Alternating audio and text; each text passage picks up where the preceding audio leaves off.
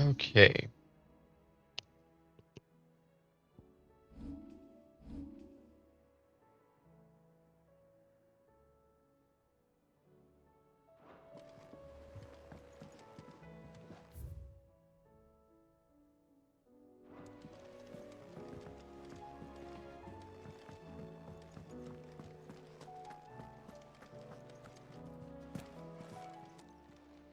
Clive, Coinpurse weighing you down?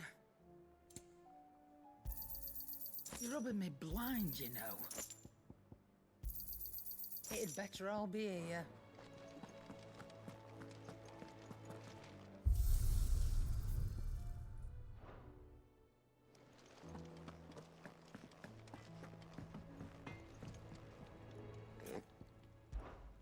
What do you want? Not my best work, but it'll do. Yeah, that should do you. Not my best work, but it'll do.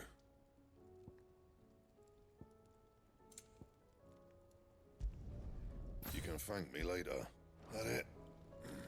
Fine. First the skies, then the crystal.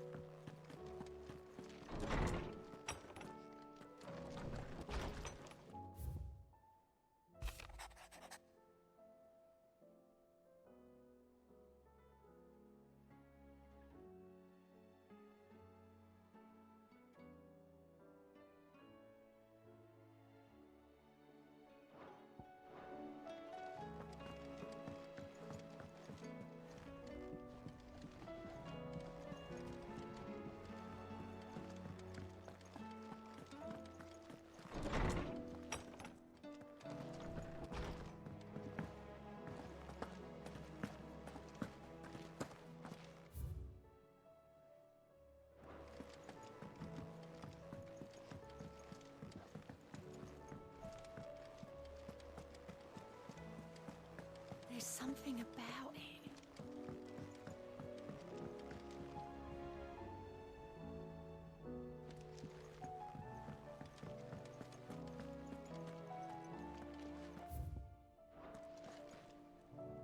Still alive, I see.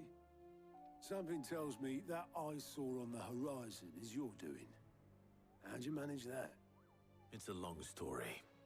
One that I'd rather only tell once. Right. All hands on deck, then.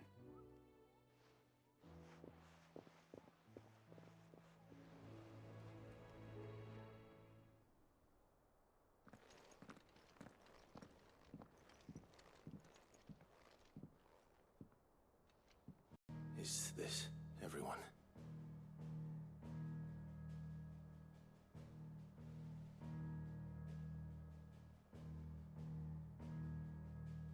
As I'm sure you've all guessed, the crystal which now commands the eastern skies was summoned by Ultima. He called it Origin. Though the significance of that name is as yet unclear. What does it matter what it's called? Its emergence tore Twinside asunder, and wiped my homeland from the map.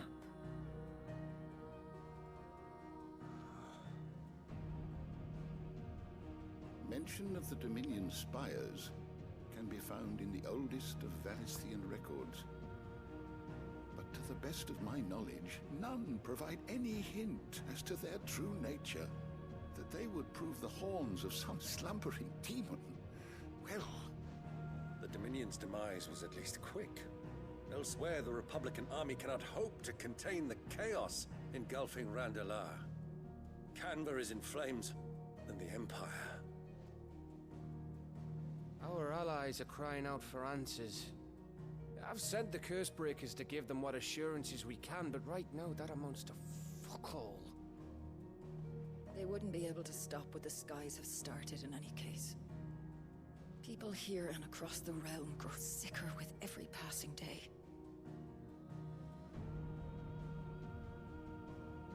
Could it be that this new Mother Crystal is like the others? That it draws upon the land's ether? It certainly looked that way from stone here. If that were true, it would explain the hastening spread of the Blight since the crystal's appearance. Would it not? And as the land's ether slowly rises to the surface, it pools, corrupting all who cannot channel its energies. Archay above, ether floods below, and in the middle, here we languish, hopelessly entrapped.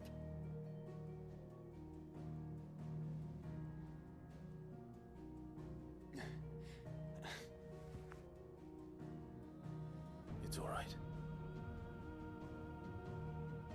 When we faced him at Stone here, Ultima told us his true power quickens in the halls of Origin. Needless to say, we cannot allow that to continue. If we are to stop him, we will have to find a way into the crystal. How are we going to manage that then? It's up in the sky.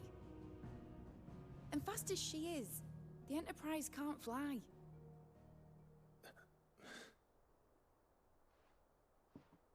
It's a lot to take in, and I reckon we'd all benefit from some time to clear our heads. The answer will come to us. Don't you worry. Ain't that right, Clive? Right.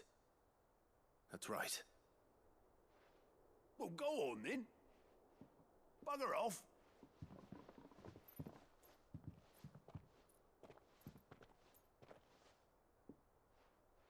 Same goes for you, Clive. You won't solve anything like this. Trust me. Go and get some fresh air, eh?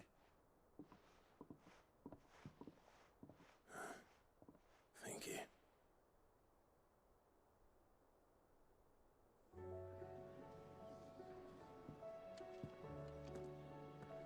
Joshua seemed upset.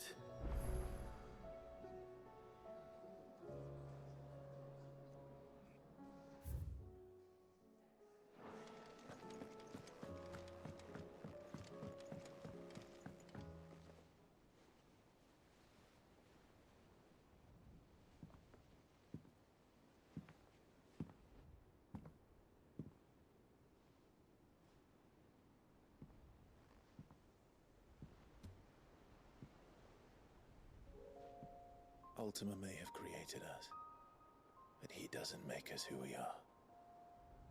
Only we can do that. And if he would have us fight for our survival, so be it. It's what we've been doing all along. Much like Ultima himself, it would seem. His new world being naught but a means to survive. And so, we must contend to decide which of us shall inherit the land. Should Ultima prevail, it will mean death for us all. Of that, we can be certain. But even should he fail, what world awaits us? A withered, godless place, where our newfound freedom will most like prove a chain in itself. Well, that may be, but a chain can always be broken. As long as one has the will to break it, it won't be easy. It may take generations, centuries of suffering.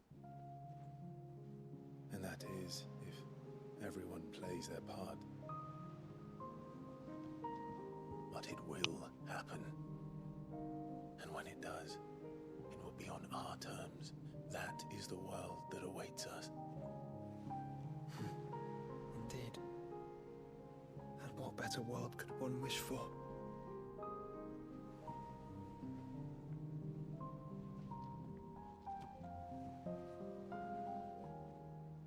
But first, we have to reach that crystal. Then it's a good thing I have wings. You can barely stand, let alone fly. And only the Founder knows what horrors await in those skies. Are you certain about this? Am I certain? I am the Phoenix.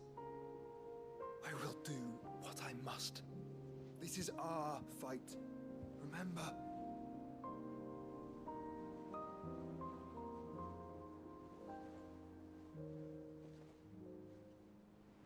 All right.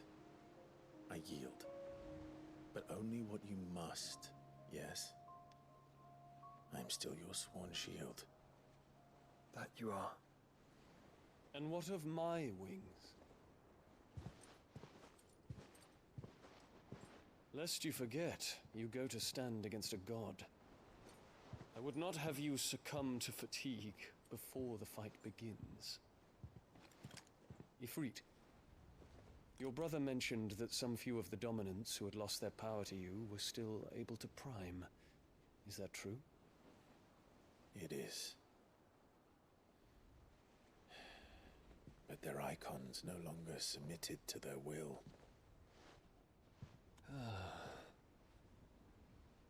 Then mine will have to be stronger. That you both might save your strength for the battle to come. You don't have to do this. If you do, there's a chance you might lose all you have left. And what have I but regret?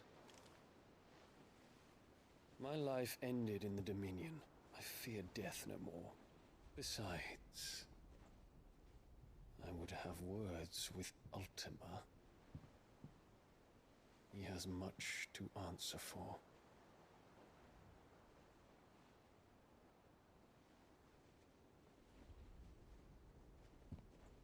We are in your debt, Dion.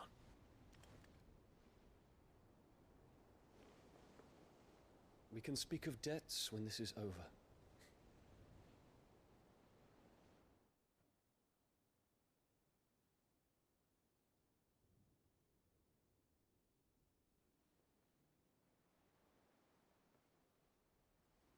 He speaks like a man who knows he's not coming back. And has come to terms with that. That doesn't mean that we have to, does it, Clive? Time to talk to Jill. I only hope she understands.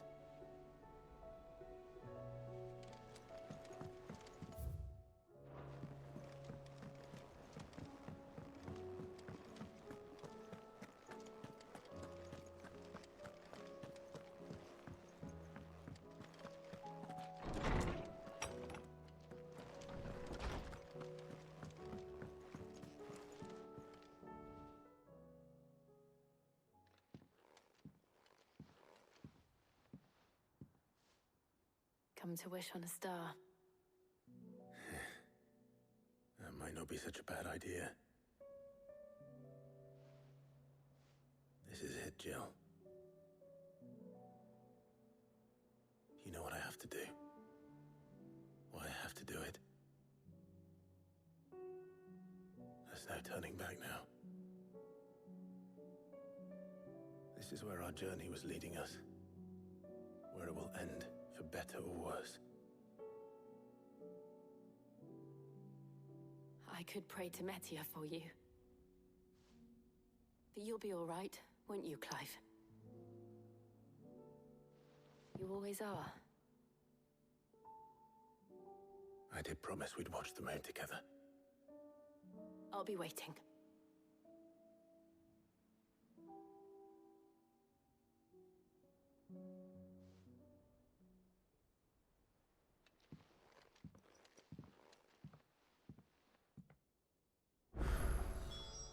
It's almost time. Better make sure I haven't forgotten anything.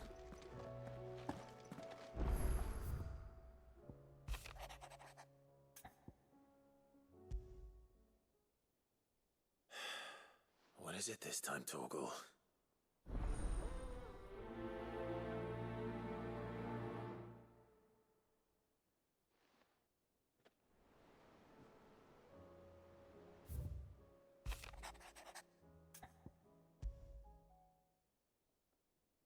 Something tells me this is no mere adventure story.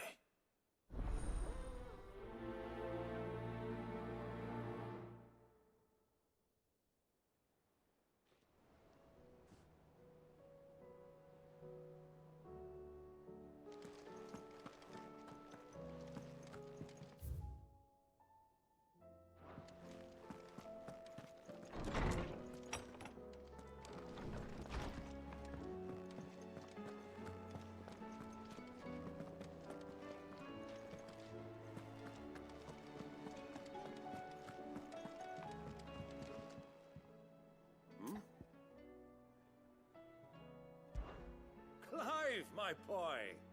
Rutherford informs me that we owe you our thanks. Hadn't intended for you to get involved, but such are the times we live in, huh?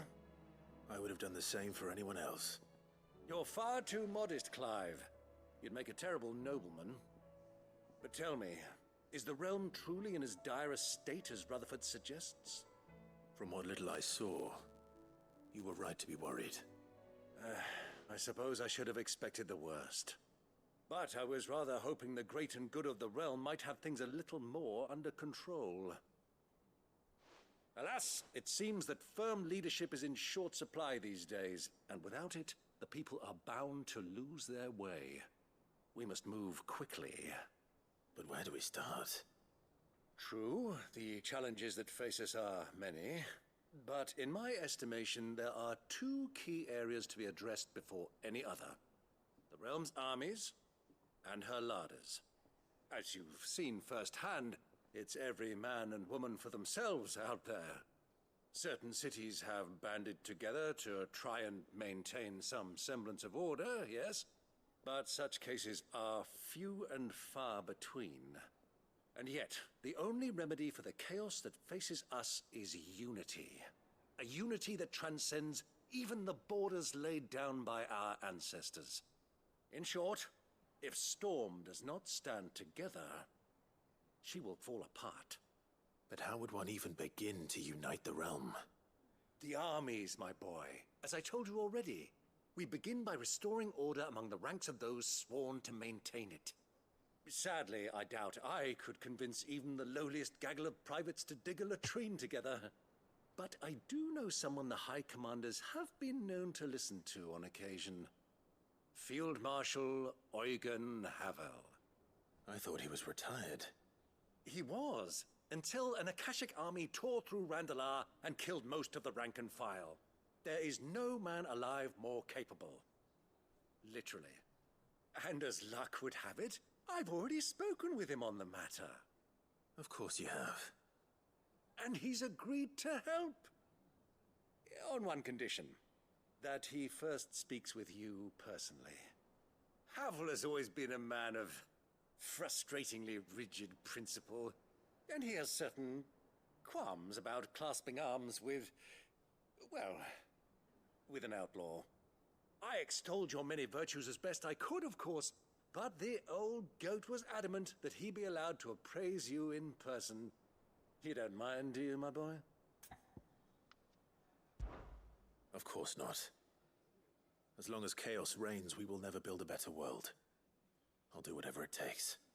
And if the Field Marshal wishes to speak with me in person, then so be it. That's the spirit. I'll leave for Randalar at once. Would you send a Stolas? Of course. Rutherford is already in the Dalmekian capital. I'll have him tell Havel to expect you forthwith. Excellent. Thank you, Uncle. No, thank you, Clive.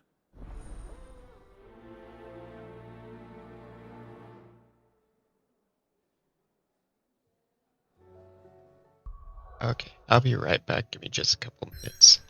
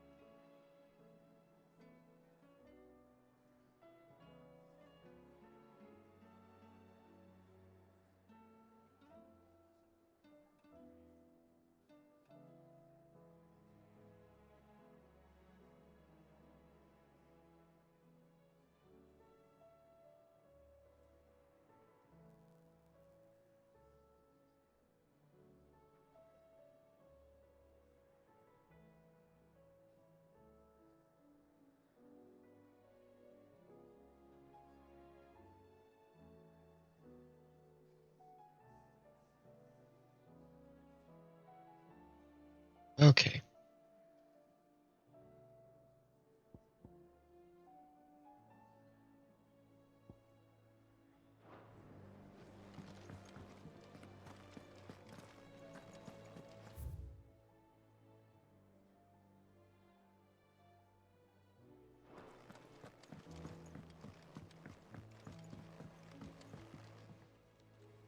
Ah, Clive. Joshua, what's wrong? And don't say nothing. It's not nothing. I've received word from Cyril. The Undying have found Father's will, or something akin to it. His will? How? Where? In the crypt beneath Rosalith Castle. After Kupka was kind enough to drive out the Imperials, the Undying took the opportunity to recover what relics of the Duchy yet remained. And in the process of doing so, they found a letter from Father. I'm surprised anything survived down there. Cyril asked that I join him in Tabor at my convenience. I have been meaning to go, but... would you join me? Of course. I want to know what's in that letter as much as you do. Very well. I am ready to leave when you are.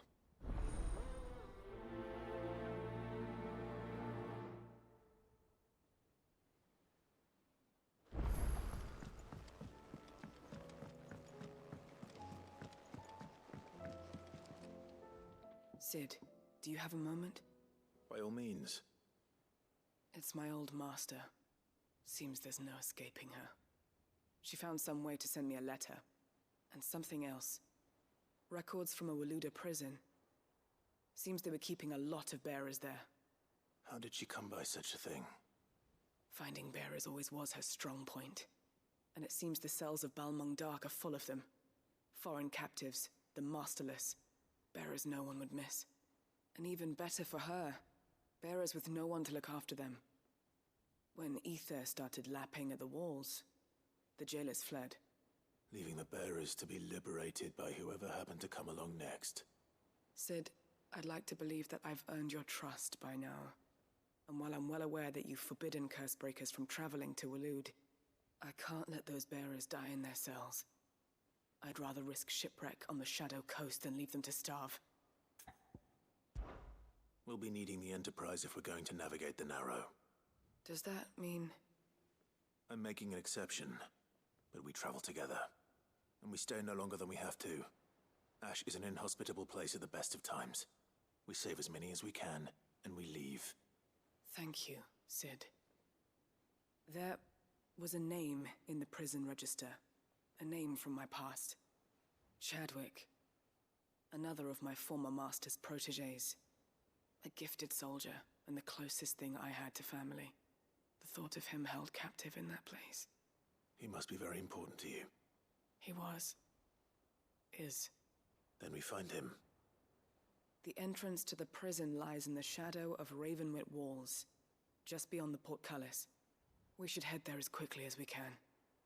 I only pray there are still bearers alive to save. As do I, Doris.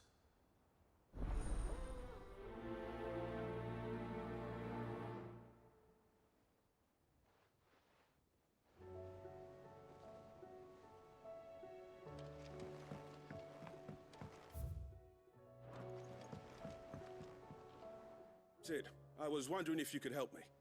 It depends what with. A bearer, but recently freed from his bonds, is keen to join the Cursebreakers. As you know, the work we do is not easy, which is why we test every volunteer's suitability. I was hoping you could oversee this one's evaluation.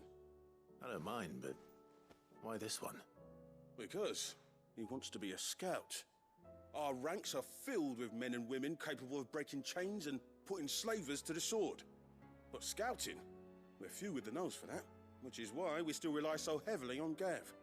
And since he accompanies you on so many of your missions, I thought you might be better placed to recognize the traits in him that we should look for in those who'd fill his boots. Sounds reasonable. So you're happy to oversee the boys' test, then? One can never have too many scouts. Truer words, Sid. I'll let the initiate know that you'll be attending his trial, and that he is to proceed directly to Northreach in readiness. No time like the present, eh? No time like the present. I'll await you there.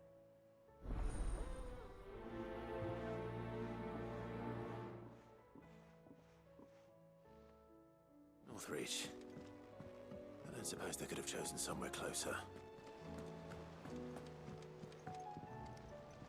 Vivian, I read your note, and I'd be happy to help you find the book you're looking for. Thank you, Clive. But tracking it down will not be easy. Are you sure? Please.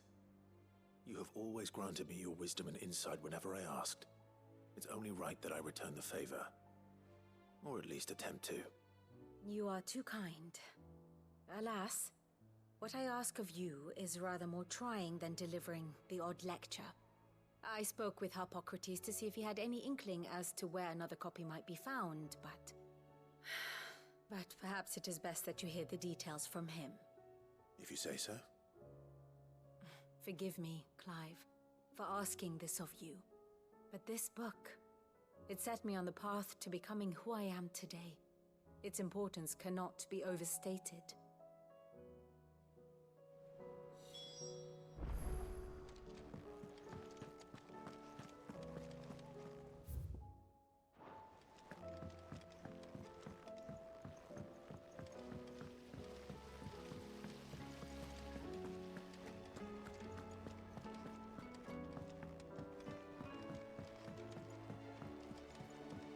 What do you think happened to Miss Middledore?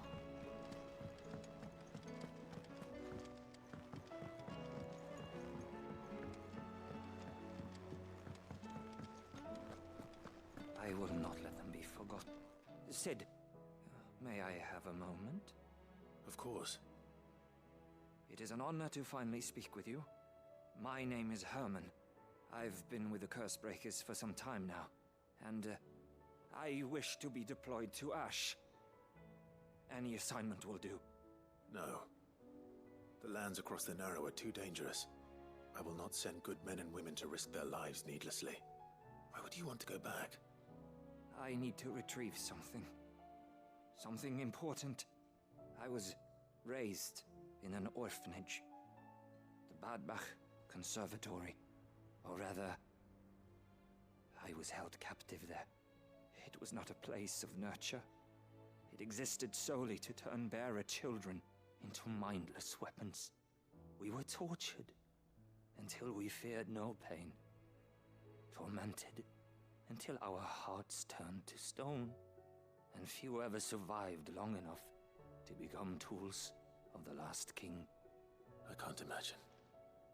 I lost so many. I can't even remember all their names, but they must be remembered. They cannot fade away, faceless and forgotten.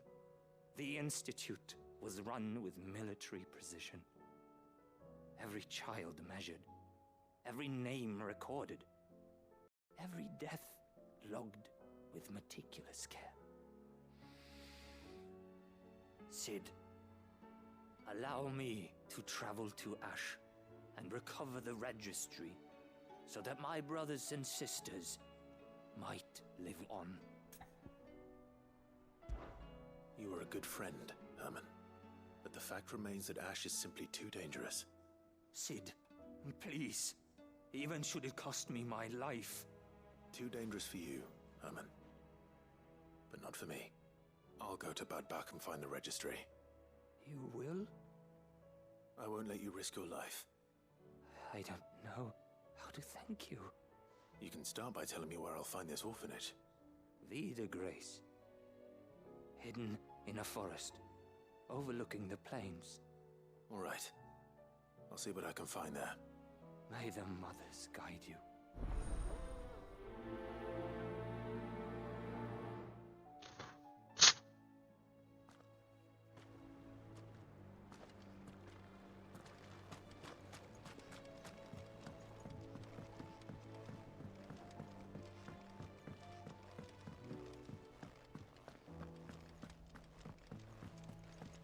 What do you think happened to Miss Middledore?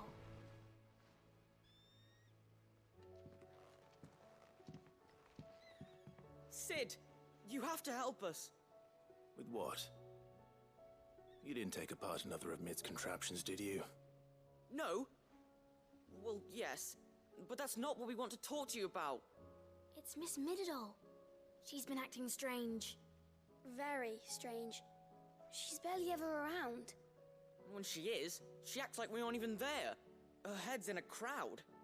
In the clouds. That's what I said. In the clouds. Well, she does have a lot on her mind. When did you last see her? Not long ago. Right after she got back from saving you from Stonear. Then it's probably just about the Enterprise. It did take quite a battering on the way there and back. You didn't break it, did you, Sid? You really should be more careful around Miss Mididol's inventions. Don't listen to her. Even if you did break the Enterprise, you could put it back together, couldn't you? But who's gonna put Miss Mididol back together? She seems really sad. Why don't I go and see if I can cheer her up? You do that? For us? She's in her dungeon. Don't scare him. It's not a real dungeon. Thanks for the warning.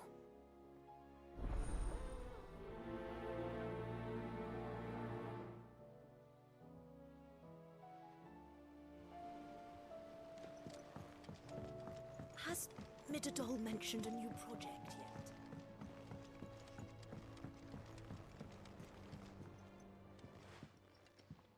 Mid, if you have a... That's it! I knew it! The answer was right here under my arse all along! If this doesn't steer to the skies, nothing will! To the skies? You aren't trying to give the Enterprise wings, are you? What else would I be doing? The children seem to think you're avoiding them. They're worried about you. Is this really so important that you need to shut yourself away from everyone? The Enterprise is already the fastest ship in the realm, and that's with the sea beneath her. But what if she weren't bound to the waves? What if she weren't bound to anything at all? It's not fair. The gods get the skies all to themselves, so I'm gonna do something about it. The Fallen had their chance, but they relied too much on magic. And see where that got them? But not me. I've discovered how to do it without. Well, almost. First I need to make a prototype. And is that a one-woman job? Are you volunteering? I'll have you know the Enterprise is my baby. But if a godfather's offering to lend a hand, I'd be happy to take it.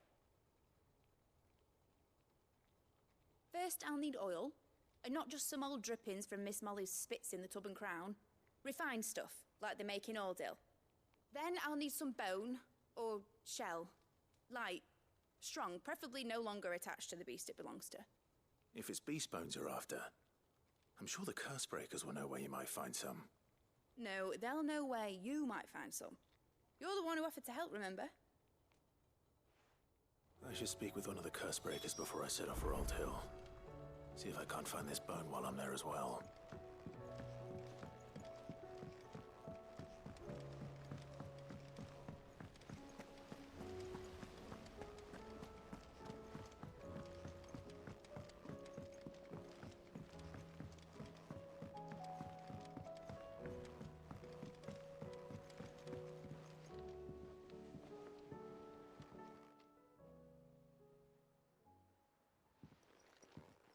Pining for something, boy.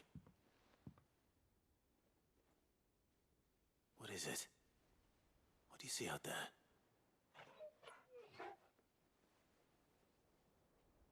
I never did ask where you got that anklet of yours. From Sid, that's why. On the day he brought him home. That long ago? And you're only thinking to ask this now? Sid saw that the pup had a habit of gnawing on his leg, since you ask. Clap that there iron on him to keep him from doing it. What was wrong, boy? I'll take like as not. Must have been hard on the poor whelp losing his loving masters at such a young age. Doubly hard in being a frost wolf, torn away from his icons and all. Sid would always tell him, you want that iron gone, you find what it is you're looking for. I reckon what he were looking for was you. I'm sorry, Torgal. Sorry for making you wait so long. Let's get that thing off you.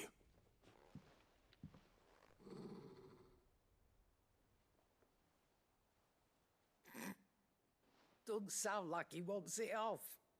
Indeed. You miss Sid as much as the rest of us, don't you?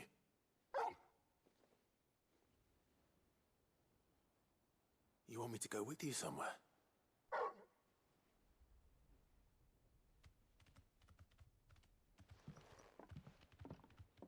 Quick, aren't you? Glad you've been paying attention. Not nearly as much as you have, Lady Karen. Aye, good thing and all. It's not like Gav would have kept him in nuts and rubbed his belly these past 10 summers. Your kindness is appreciated. You've been a good friend to him. Only because he doesn't talk back like the rest of you. Go on now.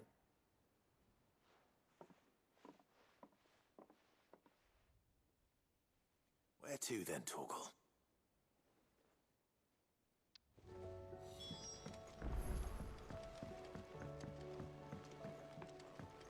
Say what you will, Lady Karen has seen our shelter.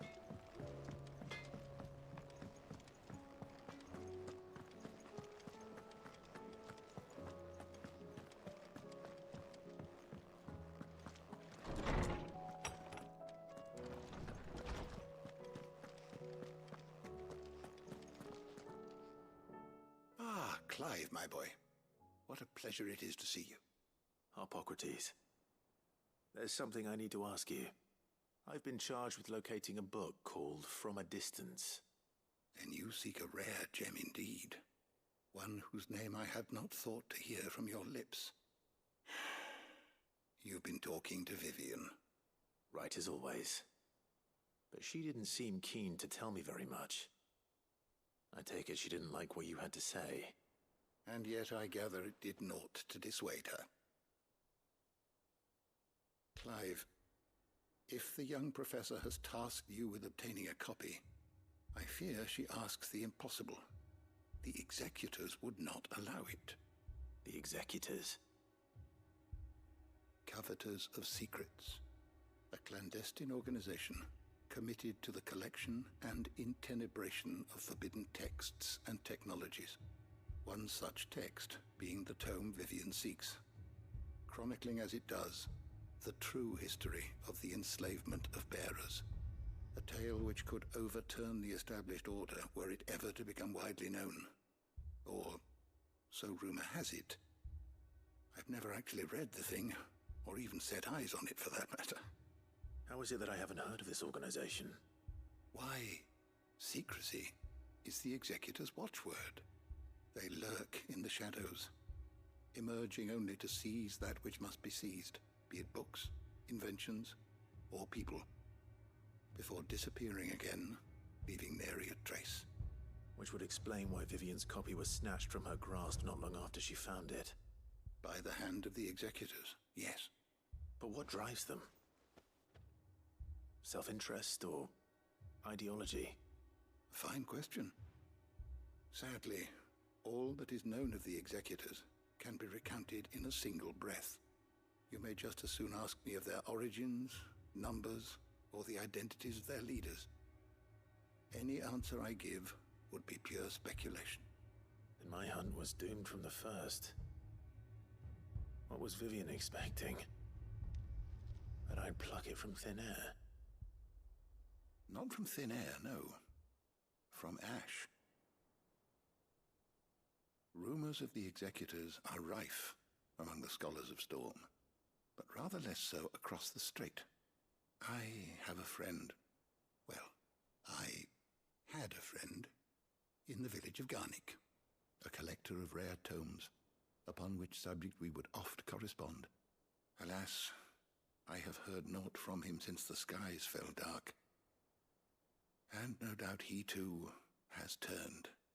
But though he did not mention it by name, it is possible that a surviving copy of From a Distance yet rests upon one of his many shelves, quietly awaiting discovery.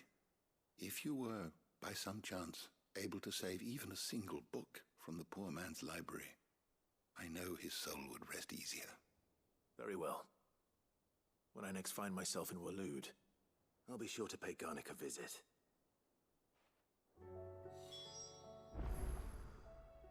Good morrow to you, my friend.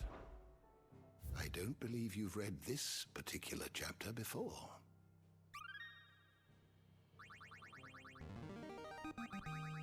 I have quite the find for you today.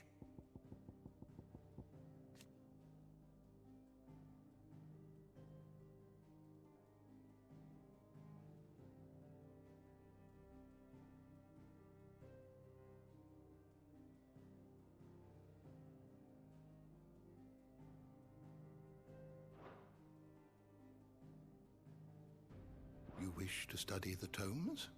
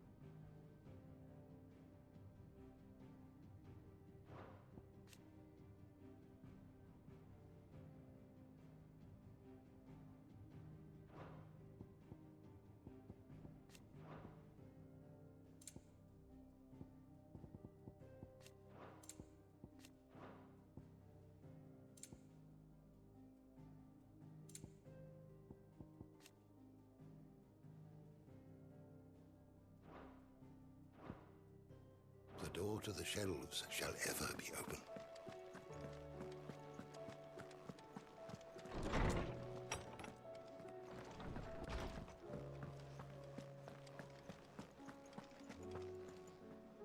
All right, Torgal. Where are you taking me? I'm going to need a little bit more than that, boy. Do you have a better hint for me? Unless you've already given me one. Back on the rear deck, you were looking west, toward Rosaria.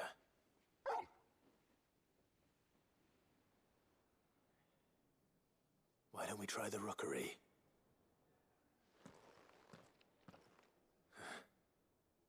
I haven't been to the island in almost 20 years. To Port Isolde, then. Fingers crossed the old mooring is still there.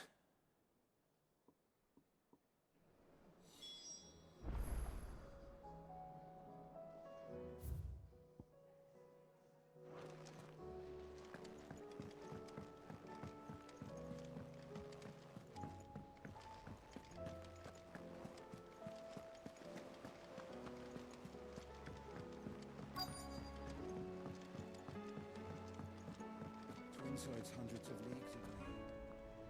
All right, Sid. Come to buy us around, have you? Only if you earn it. Mid needs a piece of light but durable bone for her next project. You've encountered your share of beasts on your travels across the realm. Any ideas? Most bones are the same. Whack 'em hard enough and they'll break. If it's durability you're looking for, shell will serve you better. You know what an adamantus is? I do. And I know to give them a wide berth. Will any old adamantus do? Well, with shells, the older the harder. There's a rumour of an ancient adamantus down in Karava, near Old Bidza, or what's left of the village anyway. But don't expect to make quick work of the bastard. There's a reason it's lived as long as it has. I'll keep that in mind. Thank you.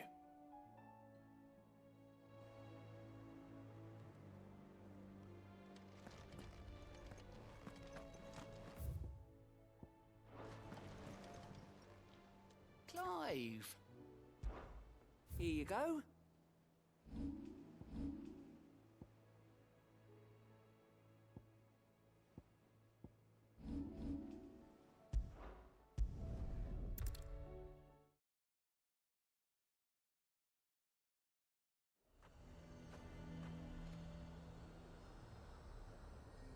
Nazaire might at least have mentioned where in Northreach he'd be testing this recruit. Pull their sentries from the market.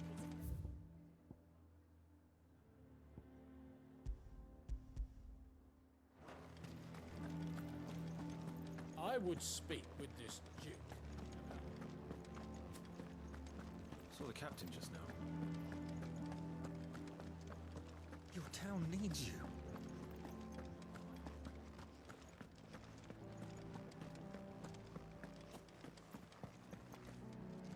Do you have a moment, Clive? What is it? It's the Duke, unsurprisingly. His Eminence has assumed full control of the garrison and put every able-bodied man to work on the fortifications. The town was left all but unguarded, so Philippe was compelled to form a citizen's watch to fill the void. And though my dear boys have been characteristically willing to assist him in this, they want for bodies. So I was wondering if you would lend them your strength, that the people of Northreach might sleep easier, if only for a few nights. Of course.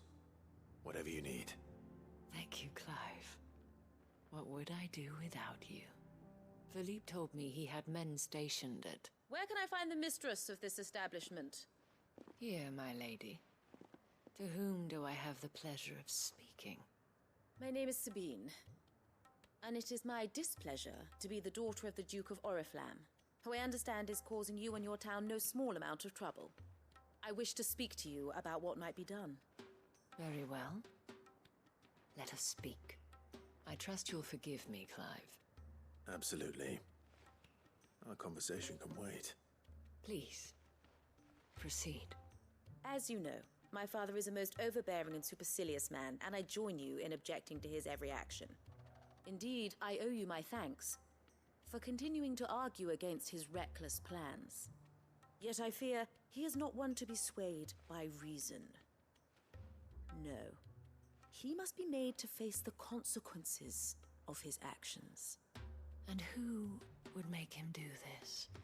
I would. Myself and several other like-minded individuals.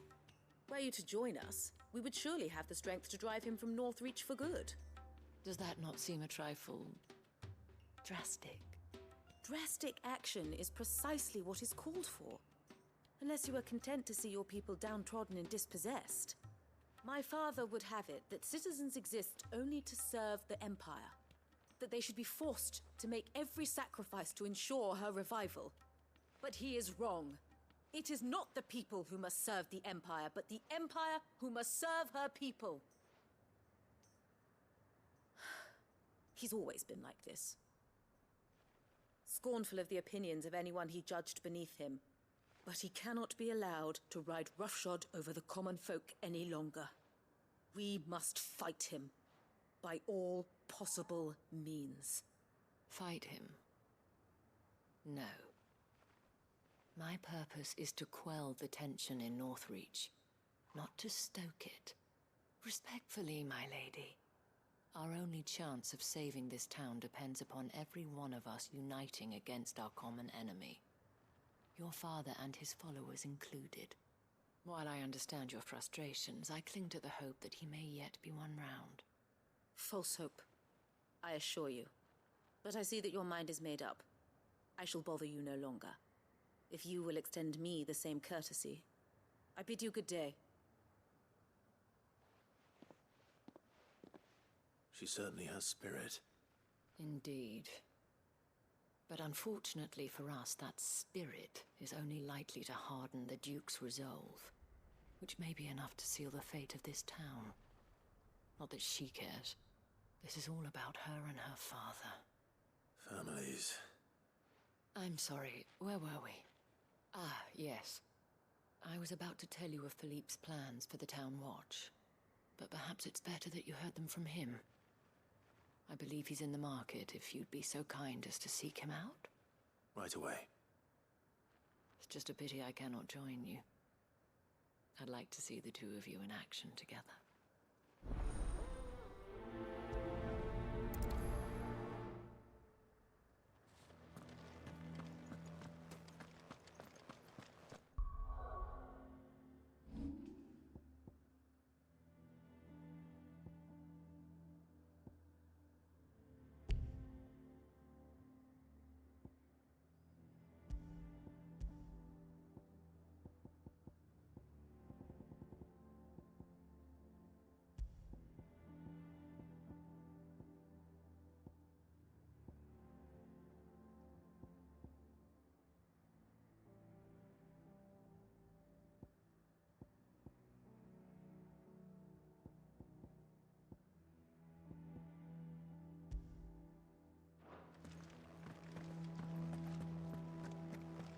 Your town needs you.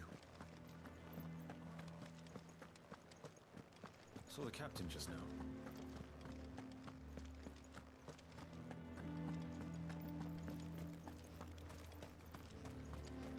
The garrison is threatening to pull their sentries from the... A fortress?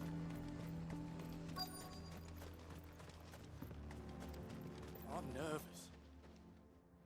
Well met, Sid. This is the initiate. Ember, present yourself. At your service, Master. Please, just Sid. There are no masters here. Your life is your own. Oh, of course. Thank you, Sid. The sergeant says you'll be evaluating me at my trial. To become a scout, yes. You are aware of the dangers inherent in that role. I am. But I swore I'd face them. Just like the man who saved my life. And who would that be? Gav. It was him who found me and freed me. No magic, no support, just one man and his nose. Came and sniffed me out. It taught me what one man can do if he puts his mind to it. And I've been training ever since, so that one day I can be someone's saviour, just like Gav was mine. I'm sure he'd be flattered. You clearly have good intentions, Ember. And it sounds like you're under no illusions. Stick to this path and you'll make a fine Cursebreaker. So, what? Have I passed? You haven't even started yet. Now listen.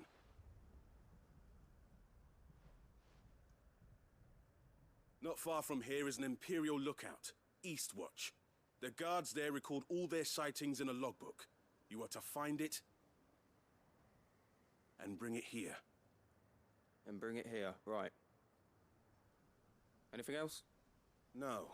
Sneaking into a heavily guarded Imperial outpost and stealing the logbook would be quite sufficient. You'll need to assess the situation, determine a point of entry, create a distraction and effect an escape, all without being discovered and thrown into an Imperial oubliette. Ember, Gav isn't our best scout because he can do everything. It's essential that you know your limits. Know my limits, right. I won't let you down.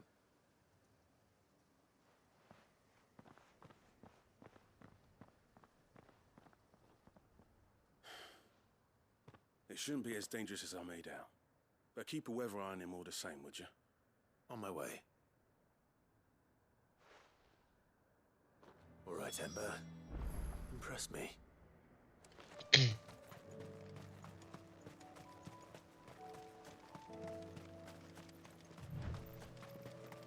So you are content to abandon... Please, I beseech you. If you are a true son of Northreach, you must fight to defend your home. That's exactly what I am doing, milady. Or trying to, at least. The land is crawling with fiends, and someone has to keep watch. Even when our true enemy is hiding in the garrison? Fine. You're not the only able-bodied man in Northreach. Thank you so much for your help.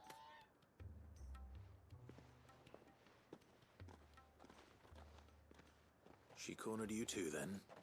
Could hardly get a word in edgeways. Like father, like daughter, eh? She made an uninvited appearance at the Vale earlier, hoping to convince the Dame to join her in fomenting rebellion. I bet that went well. Her ladyship seems to have a way with people. Anyway, what brings you here? Our mutual friend thought you might welcome some help. Oh, she did she? Right as always. In fact, you're just the man. We've had some reports, you see. Sightings of, you know what. They're back. Seems that way. All over, too. We haven't been able to confirm anything yet, but if you're willing, you could go and see what's what. Right. Where should I look? You know Grieger's Weep? One of the sightings places them somewhere on its shores. I'm on my way. Thank you, Clive. I'll look into one of the other sightings. Let's rendezvous back here later.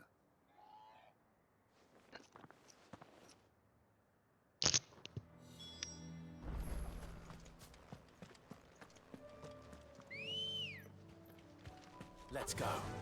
Yeah!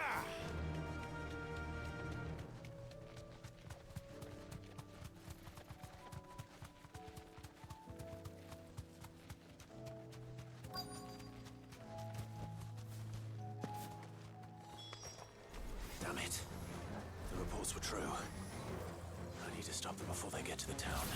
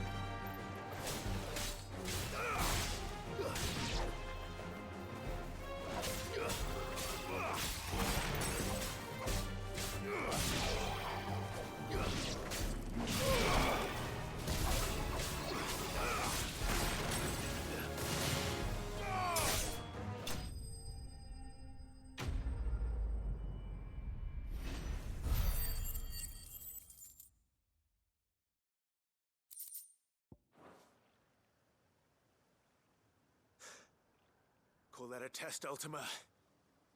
Clive, it's me. Are you all right? I am. But it seems the reports were true. The thralls have returned. I dispatched the few that I found, though. Well, there's something, I suppose. But what were they doing south of town? They all came from the north last time. We might be able to fend off an attack from one side or the other, but from both? Do you have eyes in the north? Some. I should probably go and have a look, though, just to be sure. You head back to Northreach. I want you there just in case war breaks out while I'm away. What do you mean? Her ladyship's been busy working her magic on the townspeople, stirring up ill feeling towards her father. But she'll have her marching on the barracks if we're not careful. What? This is exactly what the Dane was afraid of. I'll do what I can to calm things down. Be careful out there, all right? Don't worry, I'm not like you. One sniff of those things and I'm running back to town screaming blue murder.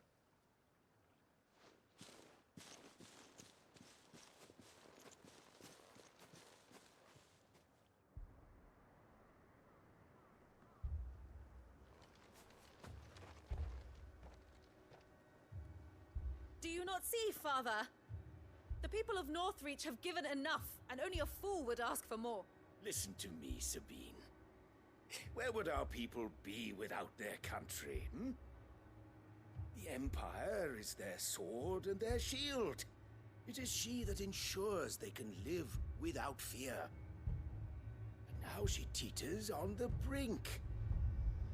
Without their sword, how will the people fight? Without their shield, how will they protect their kin?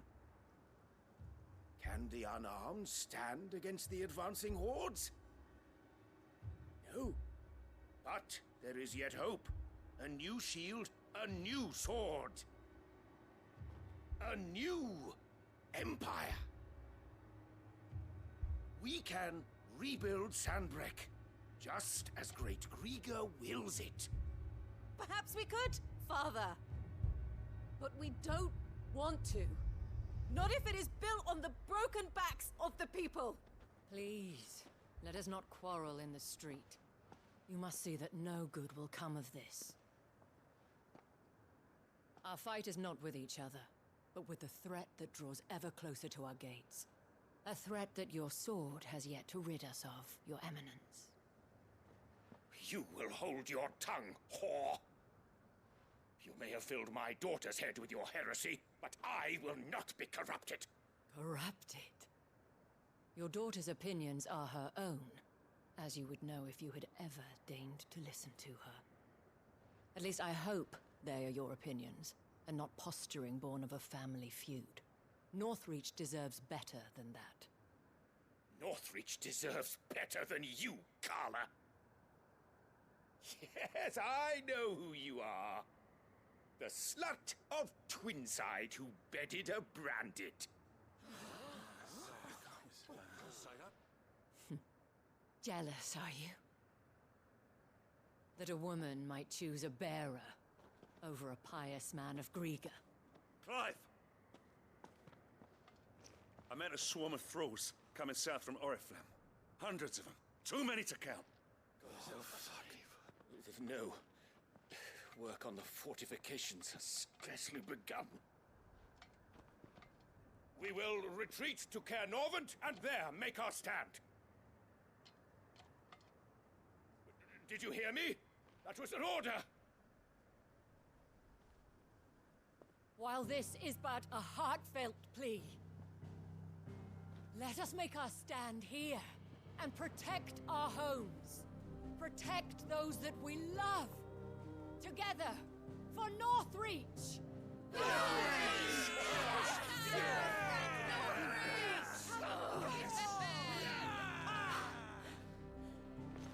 You heard the dame? What are we waiting for? Pikemen to the gates. Archers to the roofs. Quickly, come on!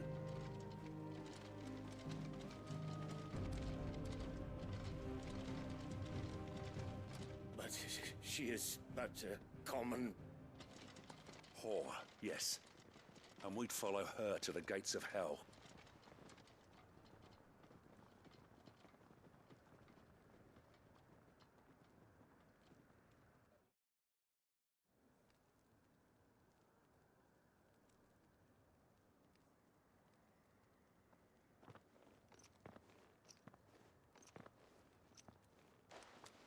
men have their orders, and they look like following them. I got them spaced out at regular intervals. Whichever direction the thralls strike from, there'll be someone there to meet them. Thank you, Philippe. Rest assured, the people will play their part. The herbalist has donated her stock of medicines to me. Should any of your men be injured, take them to the Vale. We'll see to them there. Thank you, milady. I will. I'll play my part too. You still want for numbers. Unlike the enemy. I only hope I can go some way to evening the odds. Philippe, can I leave the south in your hands? I doubt the thralls by the lake were the last of their number. Of course. I'll lead a party down that way so we don't get taken by surprise. What about you? I'll make my way up the road to Oriflamme. I fought a few of these things. And while I can't promise to hold them all back, I should be able to thin the herd. All right. But take care. Thank you. Both of you. You can thank us when it's over. Till then, madame.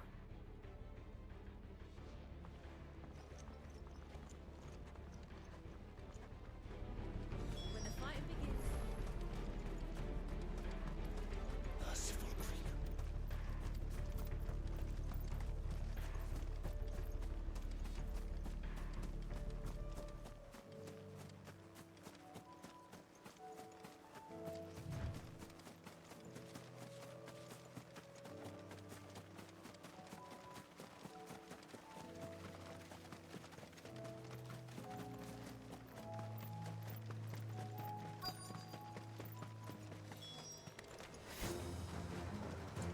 There are so many of them. Not for long.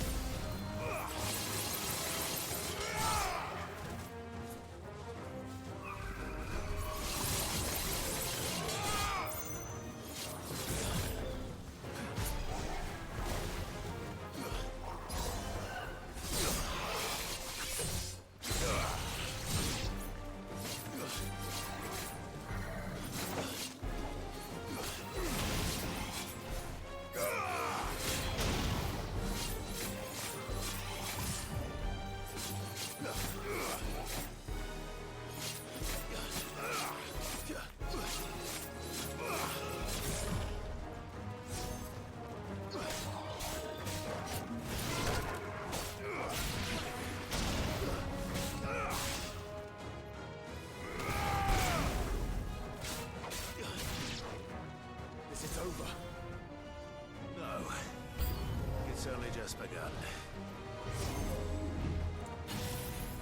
Slow.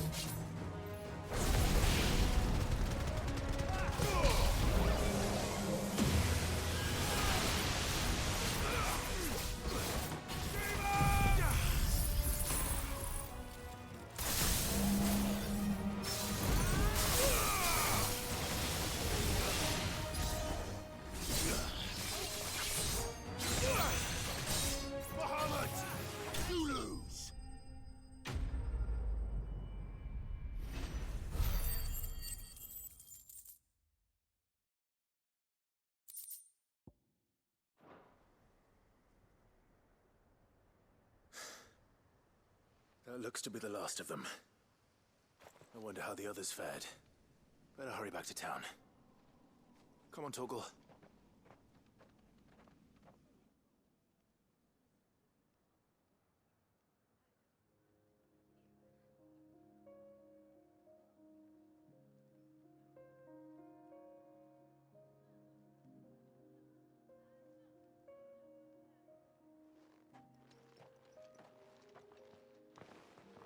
Clive, it's good to see you. And you. The road to Oriflamme is clear. How did you and your men fare? Well, we ended up fighting for our lives down by the lake. Took a few nicks, but nothing the girls of the Vale can't put right. Glad to hear it. Well, it seems we've survived. For the time being, at least. I thank you both for answering the call. You were right. And I was wrong. About everything. I had thought that the only way to unite the people was under the banner of Empire. That without a strong hand to guide them, they would drift apart. To be borne hither and yon by the eddying currents of fate. But you brought them together. Not by force, nor by the exercise of goddess-given authority, but by simply being one of them. By knowing what they feel, because you feel it yourself. Our purpose was ever the same, Your Eminence. You were merely distracted by a loftier vision of empire and glory, while our eyes beheld matters closer to home. You have the right of it again. As did you, Sabine. His Radiance said it himself. Sanbreque is naught without her citizens. I forgot that, and I am sorry. I'm sorry too, Father. I should never have taken things so far. I only wanted you to understand how the people felt. How I felt. But my anger got the better of me. Do not blame yourself, my dear. This was my doing. I should have listened to you. To all of you. Your Eminence, your Ladyship, I do not doubt that you came here with the best of intentions. But I believe the same could be said of us all. We all want safety, security, prosperity. Not just for Northreach, but for the entire realm. And we may yet achieve it. If only we work together. Will you join us in this? Yes. We shall. Thank you, Your Eminence. Now that that is settled, I must go and see to the wounded. The Vale's doors are always open to any soldier in need of relief. And today there are more than ever before.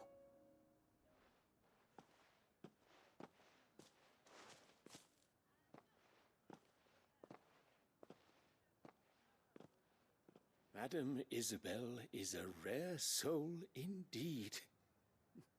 In these dark times, I see that it is not men like me who should lead the realm, but women like her. You're right. If only I'd listened to her when I had the chance. Forgive me for saying so, milady, but you still do. The Dame said it herself. We can turn things around. We just have to work together. And that goes for you, too. You're one of us now. One of you? Well said, Captain. Let this be a new beginning. Not only for Sanbreque, but for us. Well, since there's nothing more to be done here, I should see if Isabel needs any help moving the wounded.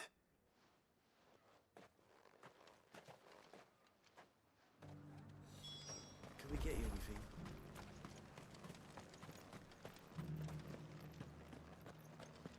There's no need to worry any longer.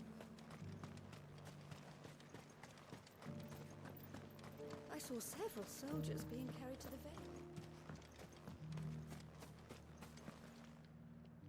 How goes the treatment of the wounded? I'd be happy to man one end of a stretcher if it would help. You've helped quite enough for one day, Clive. Thank you. Don't mention it. Oh, but I must. After all you've done for this town, it is the very least you deserve. Tell me, if Northreach had fallen, what would you have done? A woman of your means could find a home anywhere in the realm, but I sense you would rather have died here. It's a long story. For you, madame, I have all the time in the world.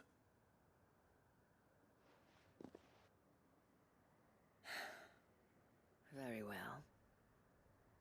Long ago, I had a life in the Crystalline Dominion. I was Carla then, courtesan to the nobility. So sought after was I that it was only they who could afford my time. Alas, those halcyon days were not to last. For naive as I was, I fell in love with a bearer. He was my master's guard, the gentlest man I have ever known. After they discovered us together, he was whipped bloody and forbidden from ever looking at me again. And so we fled. Not that we had anywhere to flee to. We wandered, aimless and starving, half dreading, half praying that the next day would be our last. Until we found ourselves here, in Northreach. It was the Vale that took us in, that fed us, clothed us, and healed our hurts. Those that could be healed, at least. My love was already too far gone. He passed away. He did. Not long after we arrived. But at least we were able to share a few moments of peace before the end. It was the greatest gift I have ever received. But the generosity of this town and her people did not end there. The men and women of the Vale supported me through my grief. Shared in it, though I was still a stranger to them. They treated me like a sister. And so I swore that I would always do the same. That I would return the kindness that Northreach showed me. That I would repay my debt to the Vale.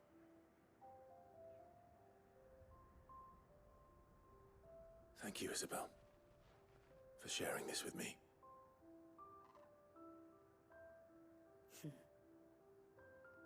You're a lot like him, you know.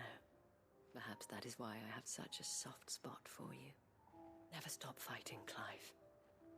And I shan't either. I know that it will not be easy to keep Northreach together. But our efforts will be rewarded. Just look at us now. The people, the soldiers, even the Duke of Oriflamme and his daughter, all united in defense of this town that we have come to call our home. And what of you? Can we count on your support too? Always.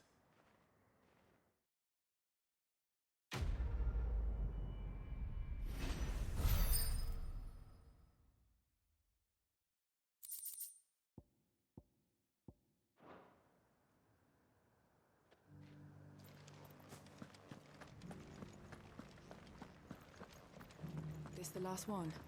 Just a little further. Will you lend me a hand? There are still injured in the bar.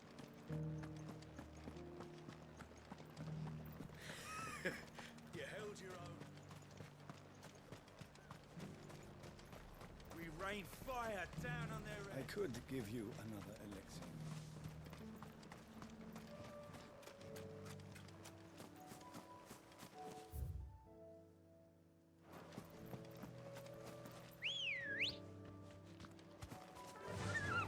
Run like the wind.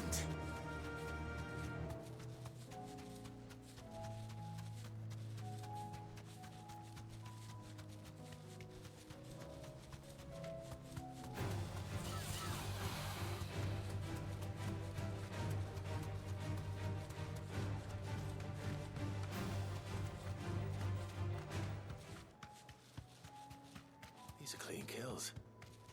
Perhaps young Ember really is ready. Or maybe not.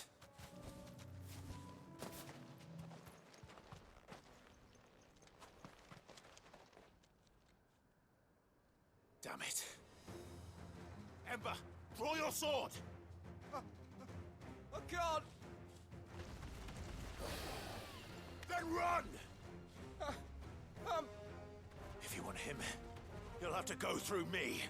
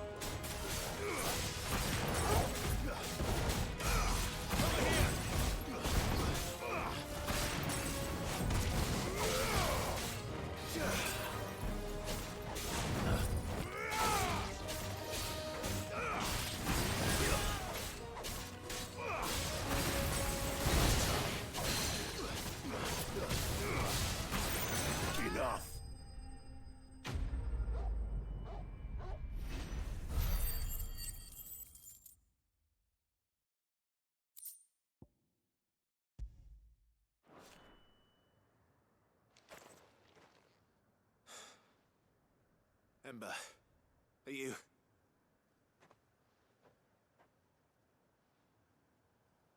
gone? Of course. Scouts really are a rare breed. Back to Northreach it is then.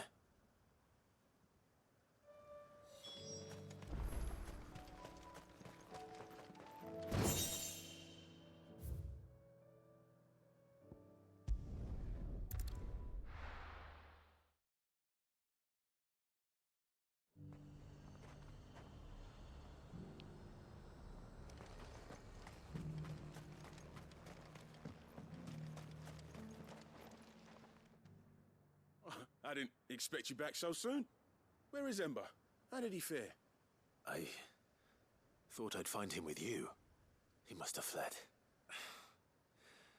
I followed him to Eastwatch, where I found him being set upon by a wild Avis.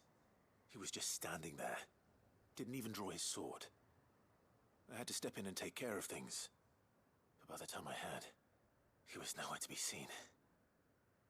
I assumed he'd set off in your direction, but apparently not.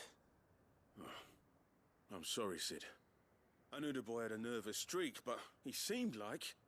The right man for the job? I believe this is the logbook you tasked me with retrieving.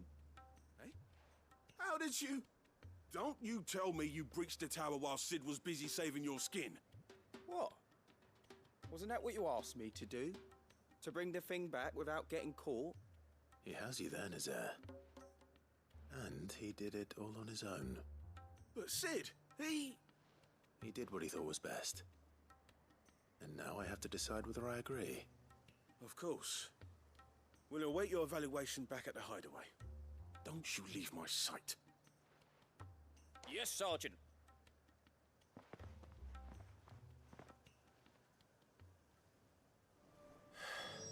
This won't be an easy decision.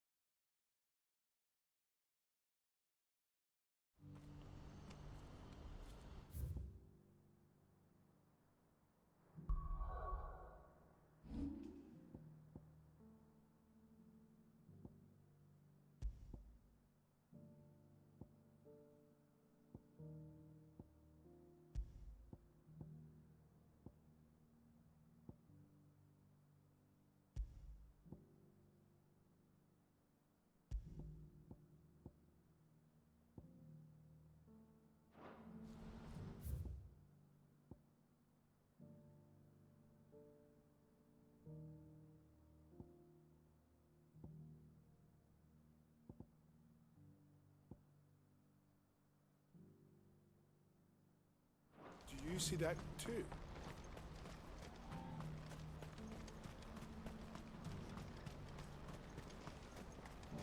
Papa? What is it? Please, just make it stop. Make it stop. I'm scared.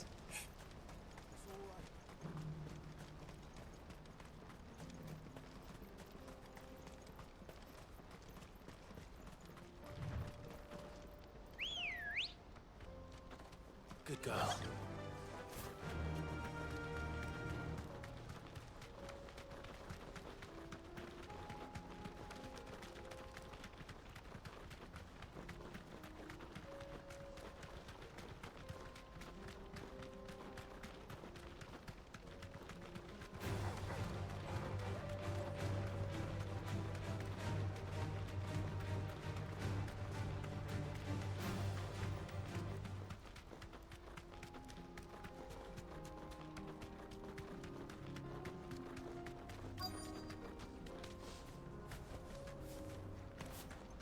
Can't be Rutherford, can it?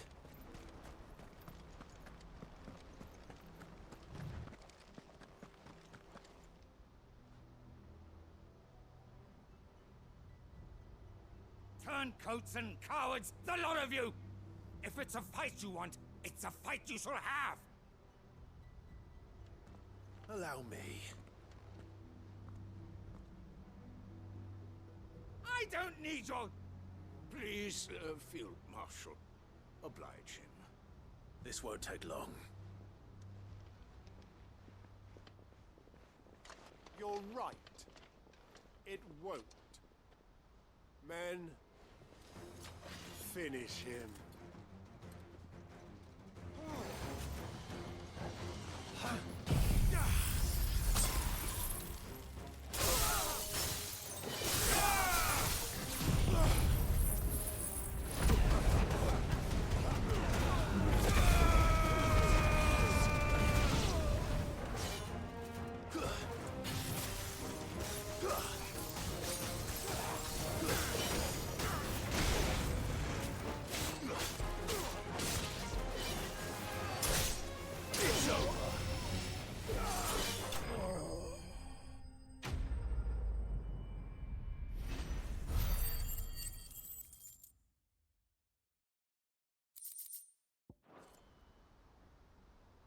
A little longer than I'd have liked.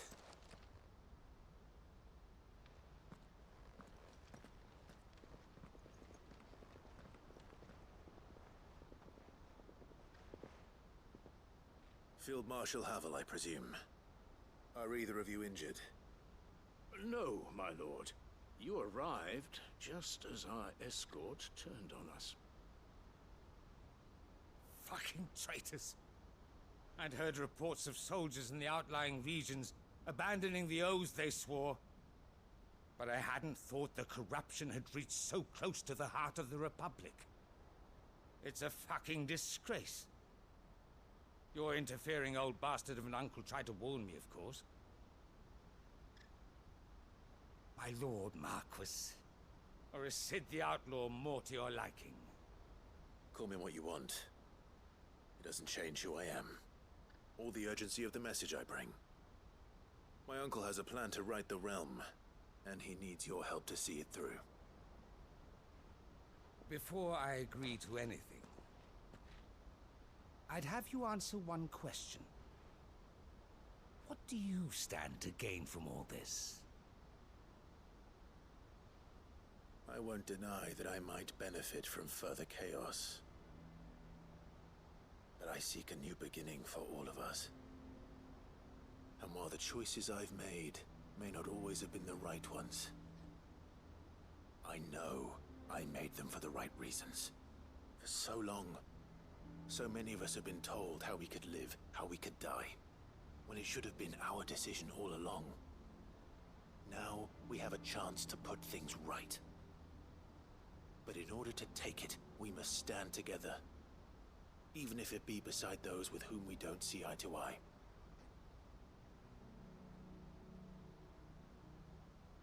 Certainly not the words I expected from an outlaw. But perhaps your uncle was right. You are no ordinary outlaw. I'll never hear the end of this. All right. I'll start by ordering my most trusted guard to bring the Dalmekian fringes under control. Next, I'll make contact with my counterparts in the Imperial Army and see if I can't convince them to try and restore order in their own territory. Thank you, Field Marshal. But they are not the only ones we will need to convince. What do you mean? I don't doubt that I can bully some sense into a few generals, but those they answer to require a different kind of persuasion. And when it comes to honeyed words, well, we will need an envoy. One who can court even the most stubborn of statesmen. You, perhaps. I'm flattered. But I'm no diplomat either. And I have other problems to attend to. What we need is a skilled arbitrator. And I may know just the person. Is that so? And would he happen to be an outlaw too? Of a different kind, perhaps. Well, beggars can't be choosers. I suppose we'll all have to find a little of the outlaw in ourselves if we're to make it through this. Very well. Send your man to me right away. I shall.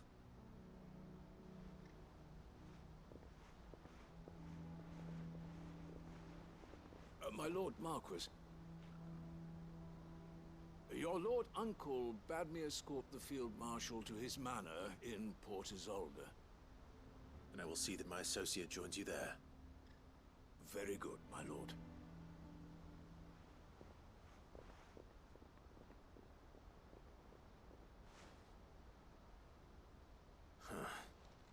An envoy. I'm not sure I'm the man to talk anyone round. I can barely convince my brother to take his medicine. No. This is a job for someone with experience. Someone like Quentin. I hope I can convince him at least.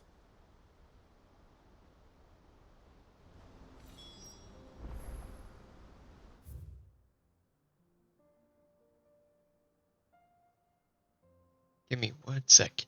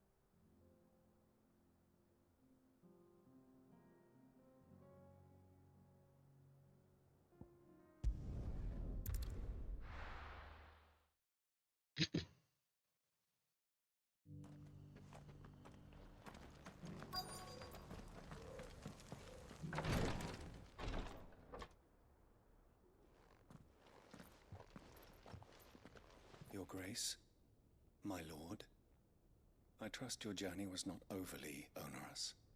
Cyril, you found a letter from Father? Yes, I have it here.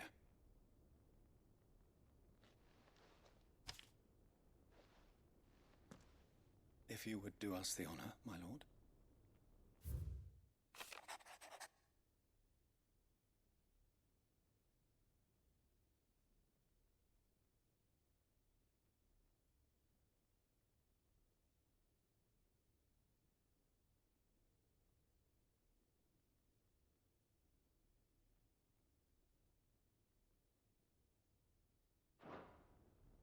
An inheritance. It would seem the late Archduke penned this missive shortly before his passing.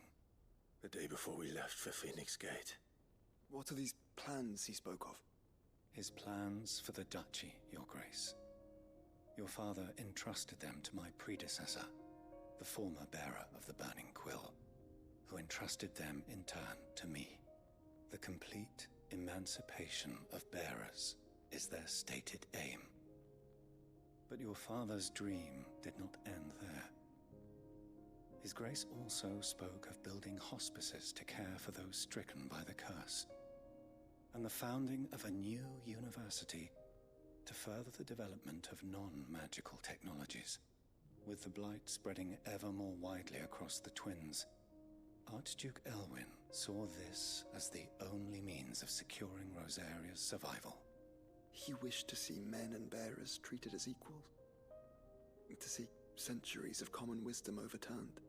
Small wonder he did not think it achievable within his lifetime. But he thought it achievable nonetheless. Had he not, he would never have written this message. Nor would he have entrusted his vision to his most faithful aides, those who would have stood with you, shielded you from the machinations of the less benevolent personages at court. It's a pity only they are still with us. 'Tis true that those most loyal to your father were the first to suffer the Duchess's wrath. But one at least remains, and she has come bearing gifts. What do you mean? Mayhap it is better that she explain, my lord. After all, the duties entrusted to me by my predecessor extended only to recovering His Grace's will and arranging a meeting with the one who might execute it, or a part of it at least. And where is this woman? She awaits you in the archive, Your Grace. Thank you, Cyril. Shall we then?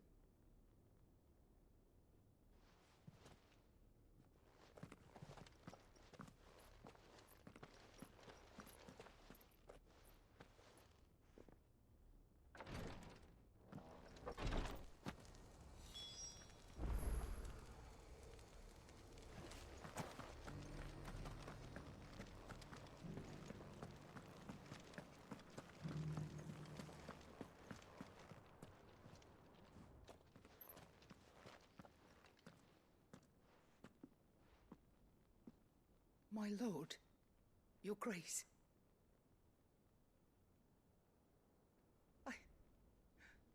I hardly recognize you. I am Goditha, retainer of House Rosfield, loyal servant to the Phoenix and his shields. Your father, the Archduke Elwyn, entrusted me with the delivery of a gift. I only hope you can forgive my tardiness in bringing it to you. Lift up your head, Lady Goditha. You have our gratitude for your service to our house and to our father. I merely did my duty, as any proud Rosarian would. My lady, perhaps you could explain a little more? What exactly is the gift you bring? As I'm sure you know, it has long been the custom for the children of House Rosfield to be presented with certain keepsakes upon their coming of age. Indeed it has. Our father often spoke of the day when our turn would come. And had he lived to see it, he would have presented you with the treasures I bear. Matching armbands for you both. Alas, he did not live.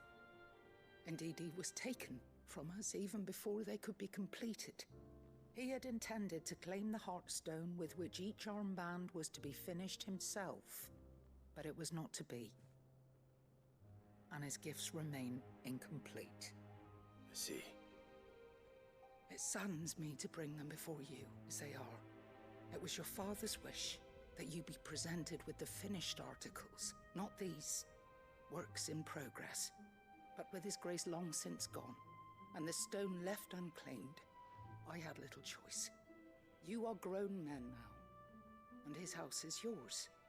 And while I would not presume to insist upon your claiming the Heartstone in his stead, I know that nothing would have pleased him more than for you to do so. Thank you, Lady Goditha. What say you, Clive? What else? Of course, my lady. May our father's will be done. Oh, I am much obliged. Do you know where we might find this Heartstone, my lady? I do. Though it may be a matter of a good deal more than simply happening upon it. It is found in the bellies of elder griffins, you see. We do at least know where to find one. A certain specimen has made its nest in Titan's Wake, not far from here. A certain specimen? You are most perceptive, Your Grace. In answer to your unspoken question, yes. In fact, this is the very same beast your father meant to slay. I have been tracking its movements since you were but a boy. Were you to slay it in his stead, as men of House Rosfield, it would surely make your father proud. What say you, Joshua? What else?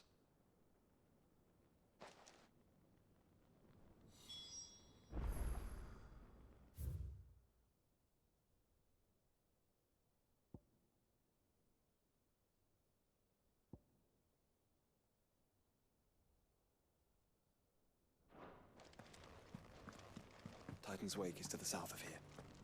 But we must not be hasty. The good lady has been disappointed once already.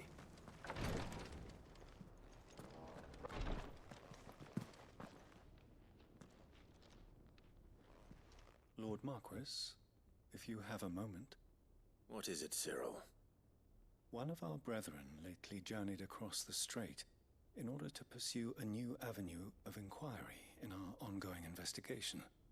He sent an owl some while ago, but we have heard naught from him since. Was he surveying another fallen ruin? No.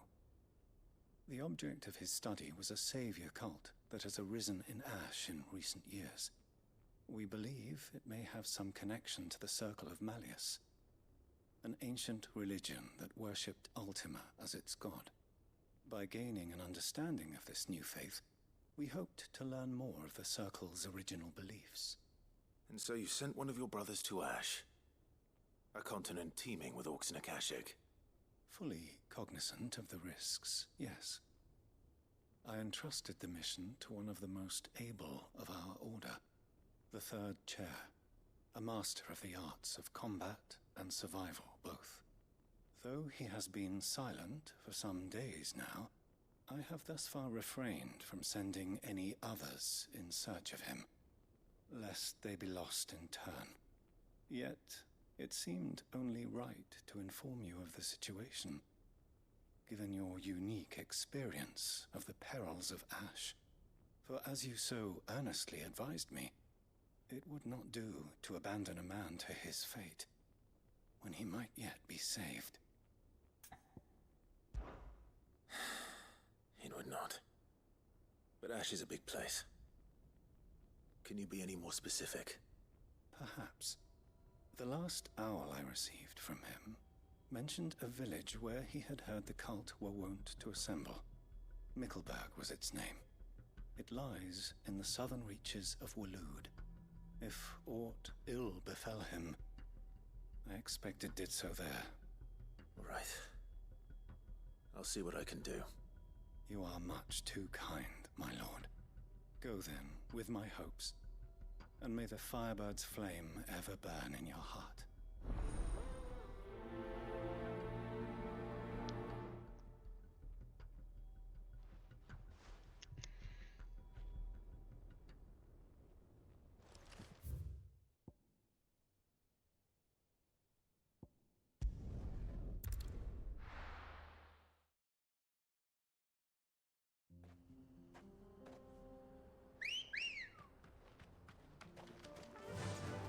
Faster!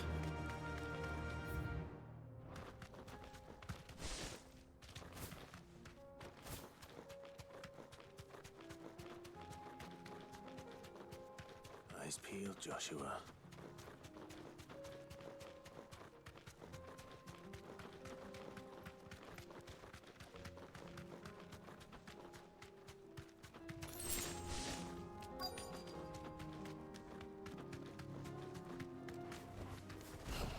There it is. For House Rossfield.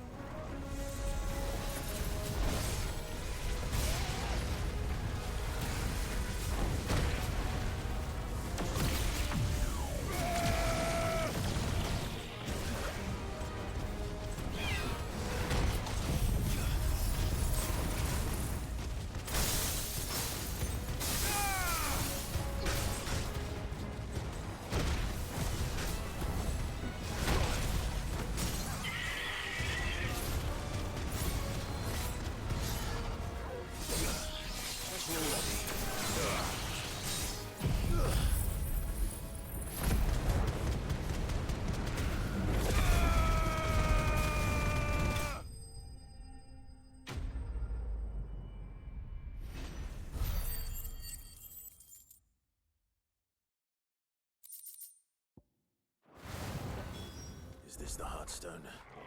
I expect Lady Goditha will know.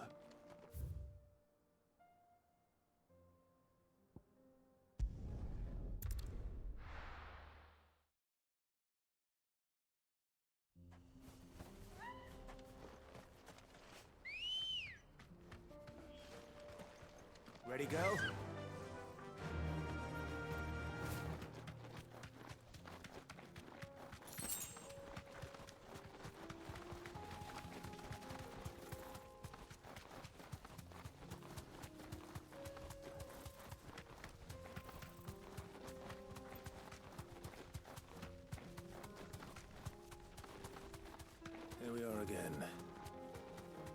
However, if you were a tortoise, Torgor, where would you hide?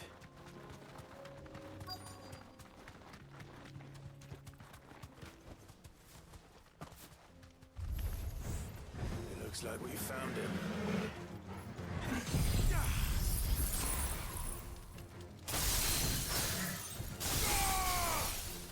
Let darkness fall!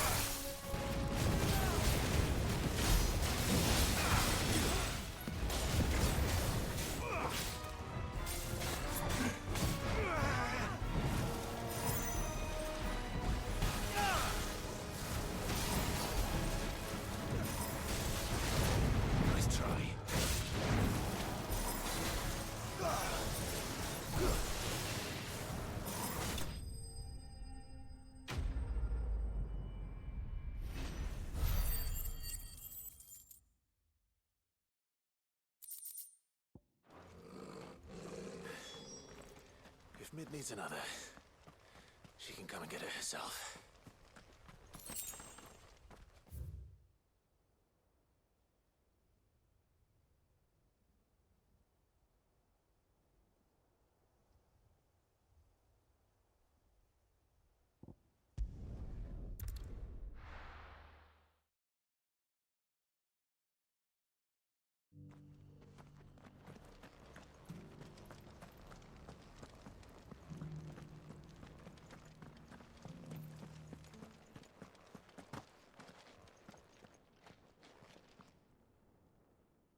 Thank the Founder you were safe. The Griffin is slain then? And the Heartstone claimed.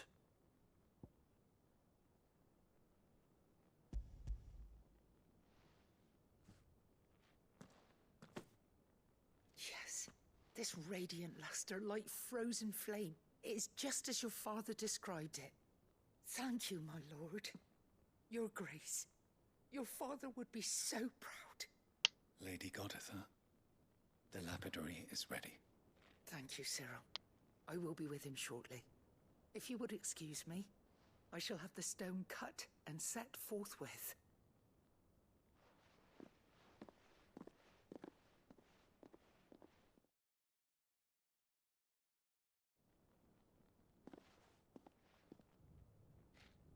The armbands are complete. Pray, take them. They are yours, after all. Heartstone is harder and more enduring than garnet, or even ruby. It symbolizes unwavering will and devotion. And the graven vines encircling the stone represent the unbreakable bonds between you. It's a message. Father knew we had enemies both inside and outside the duchy. Enemies who would thwart his vision. Only with unwavering devotion would it ever be realized. And only if we stood together, as Phoenix and Shield, as brothers in arms. Only then might those enemies be overcome. Indeed. His Grace knew the enormity of the task he would entrust to you, his heirs. But this was more than just a message. It was a promise. That he would always be with you. Thank you, Lady Goditha, for remaining the steadfast custodian of our father's will. Forgive me, my lady, but there is something I don't quite understand. The Undying told me that after Father died, Mother claimed all of the ducal treasures for her own.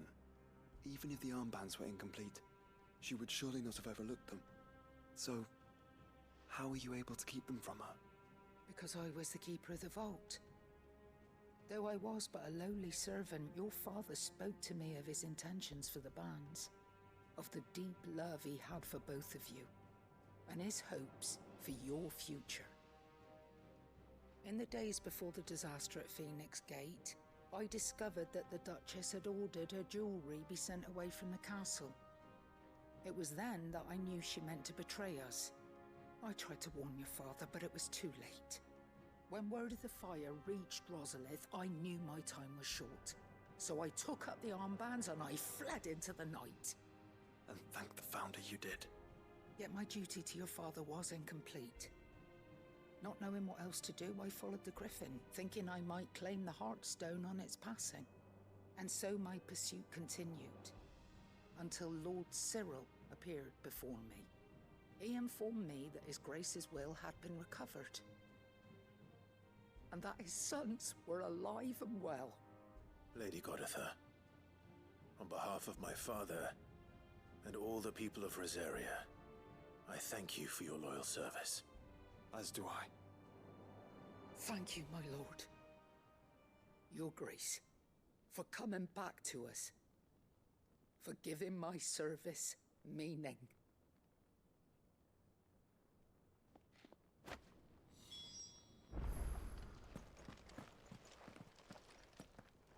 The bands suit you well.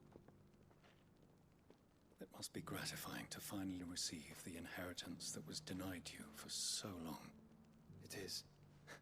And we thank you for the part you played, Cyril.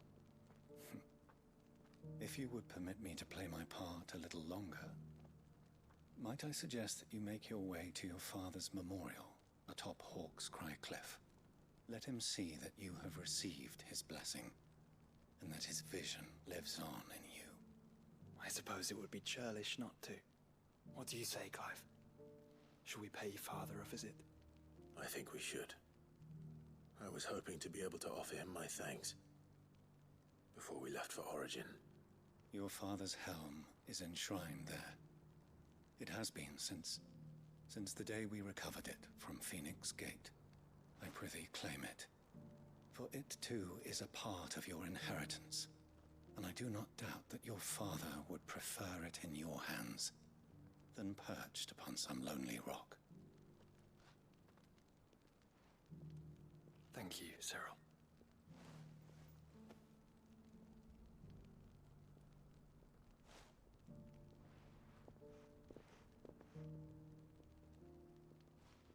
Come on, Clive. He's waiting.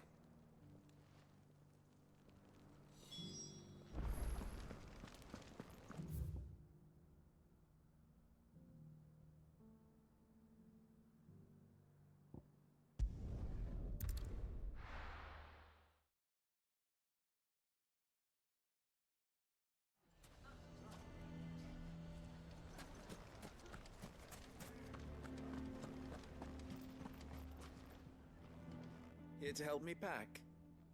Thanks, but I'll be traveling light. I'm almost finished already, in fact. You're really going to go through with this, then? I am. But before I go, there is one small issue I'd like your assistance with. Well, two, in fact. If it's within my power to help you, I will. It's the children. I refuse to let them share in my disgrace. And if I leave them here, they surely will.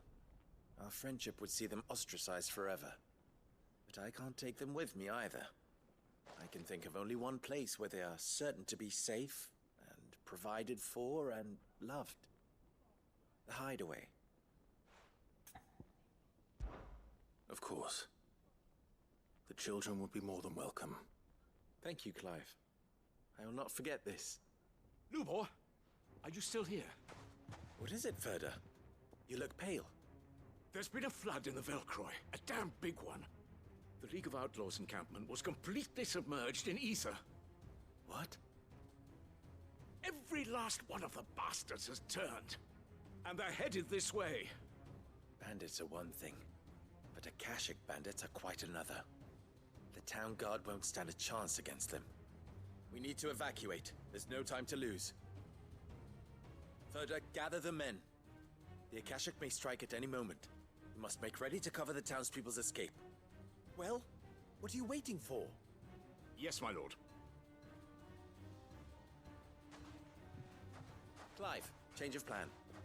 The children stay with me for now. I need you to find Conrad and Natalie.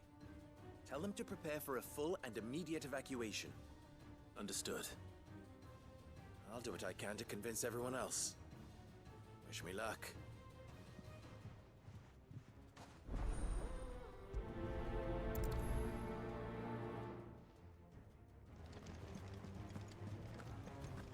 You have to listen to me. They're coming. Why do they always have to make such a fuss? Huh?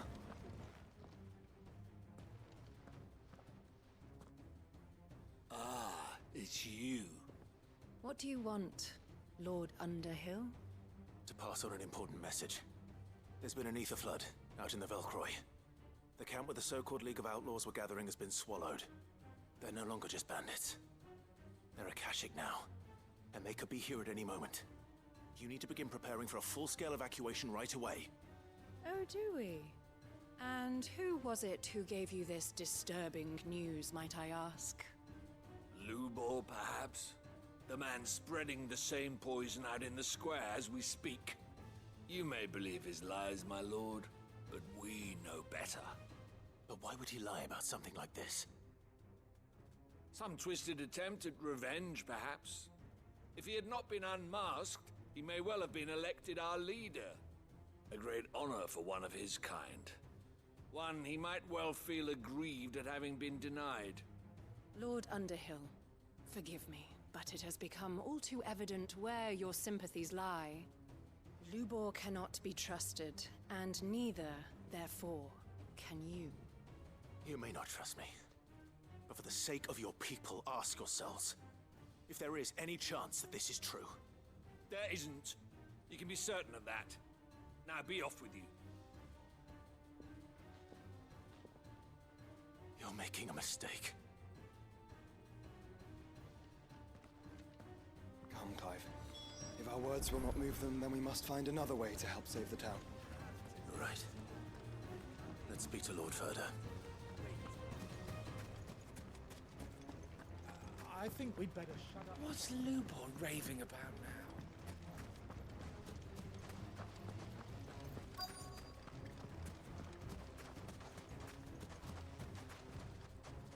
Lord Furder. Sid, what's wrong? I went to warn Conrad and Natalie about the Akashic, but they wouldn't listen. They've convinced themselves that nothing Lubor says can be trusted. The bloody fools. Which means the town guard can't be counted on for support. But I can. If there's anything I can do to help you defend Dalamil, you only have to ask. I appreciate it. Sid! Further! I've been looking for you everywhere. Victor? I thought you'd left. I couldn't abandon a friend in need. And Lubor is in need at this very moment. Come quickly.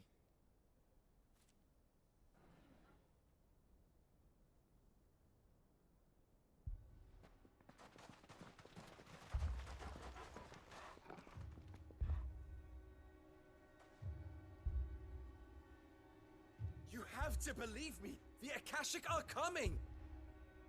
They don't eat, they don't sleep, they don't tire, and they don't care who they kill. They're unlike anything that's come before.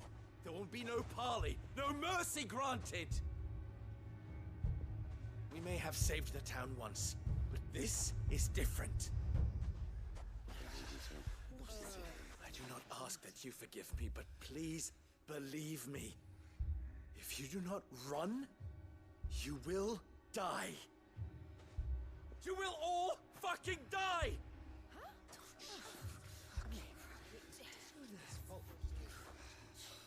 You'd like that, wouldn't you, bearer? Yeah, with us out of the way, your kind will be free to claim Dalamil for yourselves. You should run! Run, bearer! Yeah, run! Far, far away!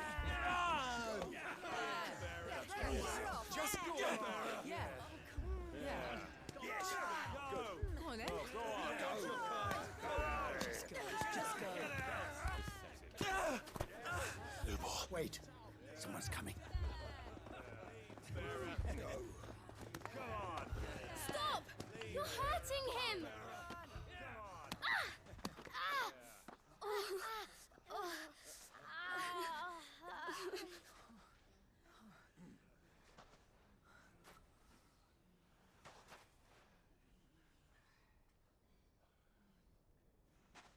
What did Lubor ever do to you?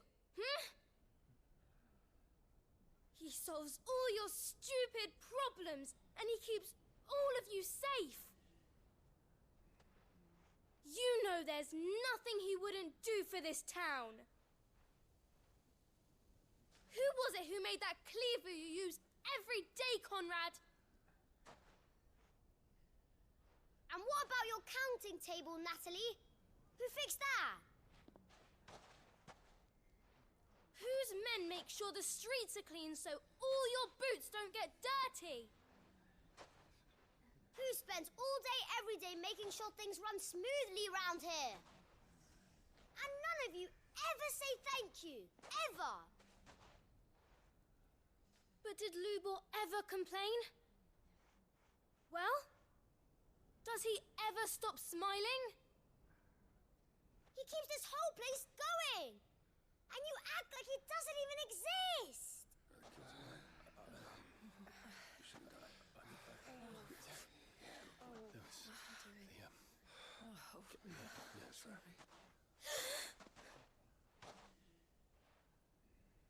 Lubor, we've heard enough. Wait! We will not run. The town guard will not abandon the very place it is sworn to protect. And I will not give up for lost the stores that we labored so hard to fill.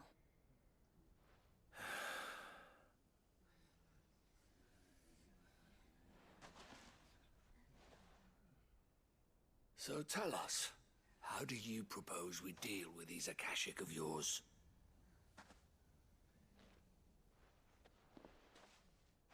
We won't run, but we will fight. All right, then.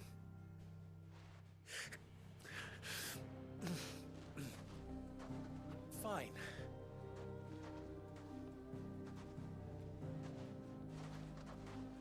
Gather round if you don't want to die.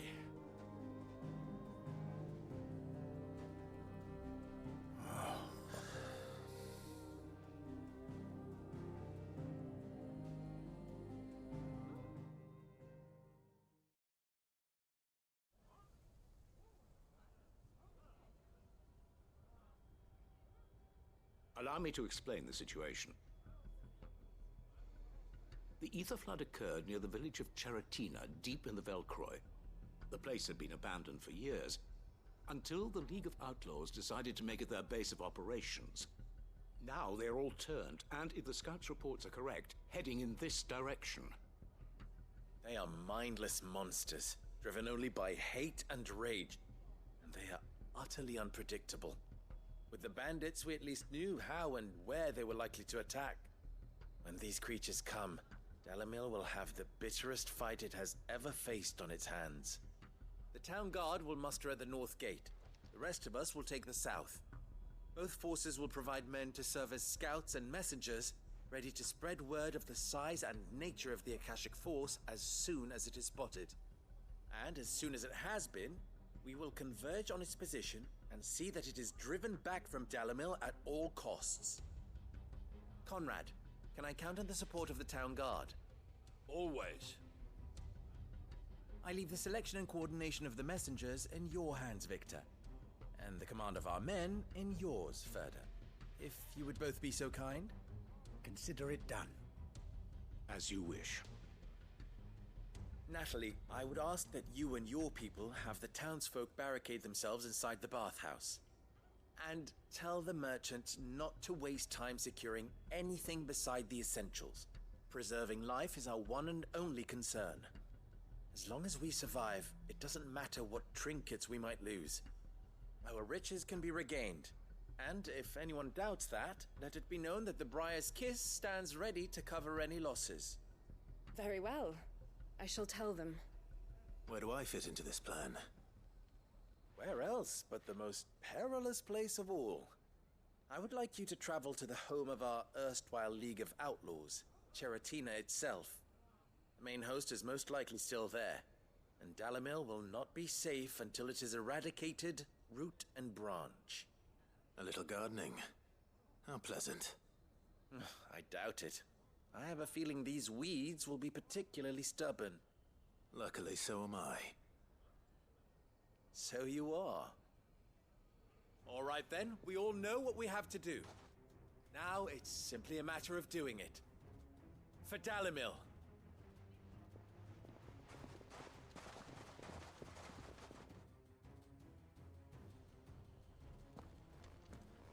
Looks like everyone's ready. I'd better not keep them waiting.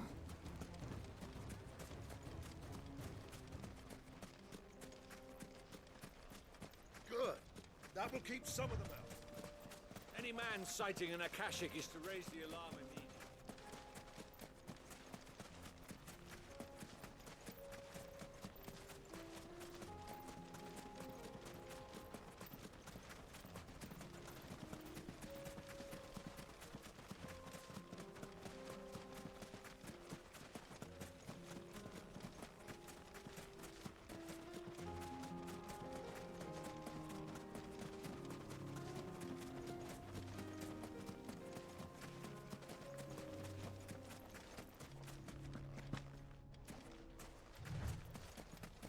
There it is. The flood. But what's waiting for us inside?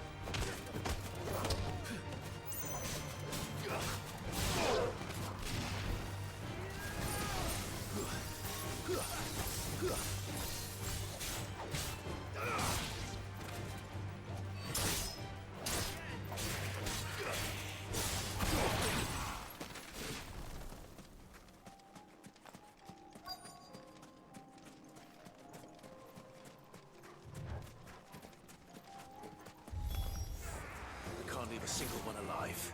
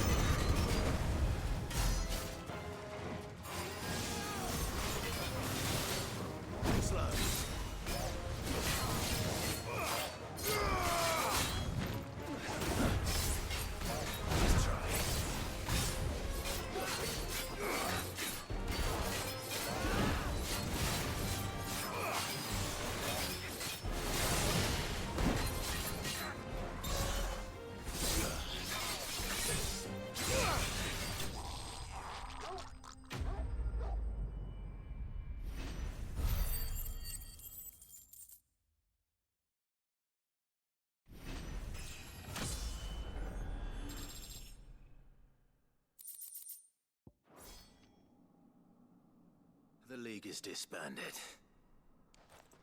I should get back to Dalimil and see how the others fared.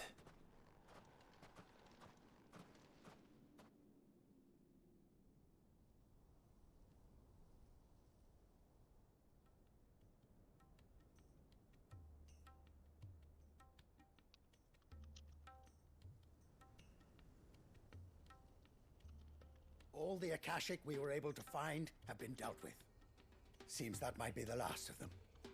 Last of them here, perhaps. Lubo, Sir Clive has returned. Clive! What news from Charatina? It's done.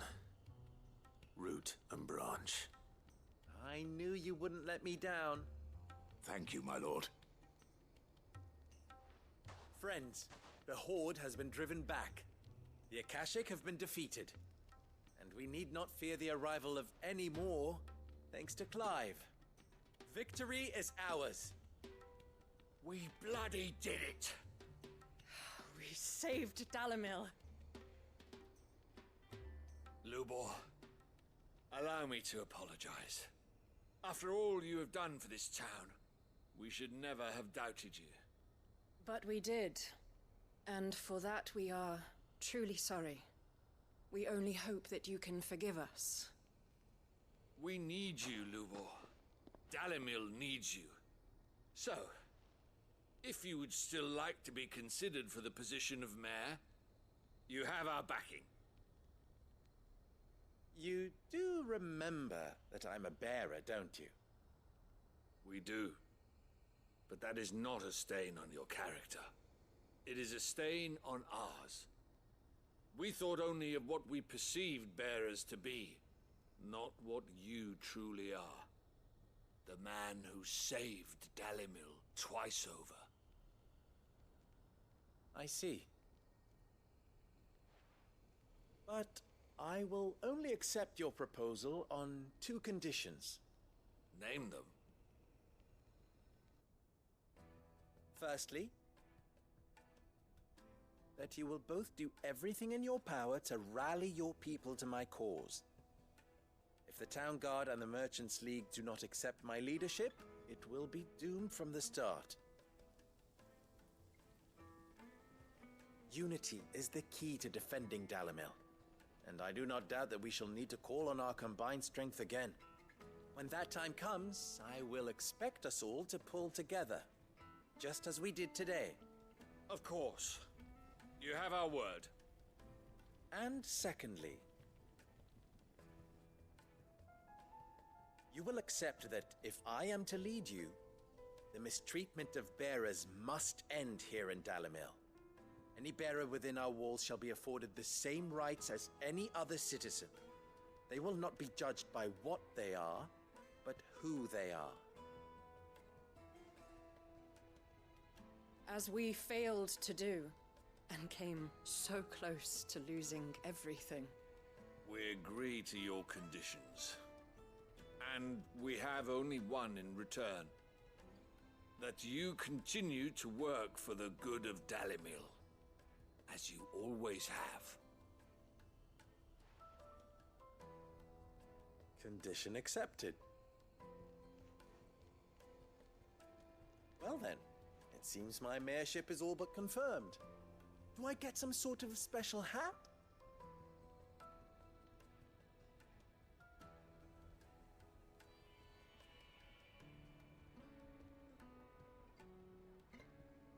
How fickle fate can be.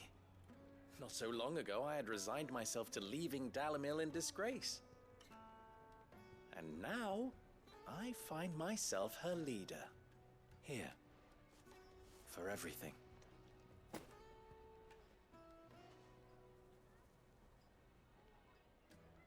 Lubo, about the children. Fear not, you are of course relieved of your responsibility. I would sooner face another horde of Akashic than see them brought up as outlaws. I'll make sure they're safe here. I don't doubt that you will. And not just the children, but everyone in Dalimil. I'll do my best.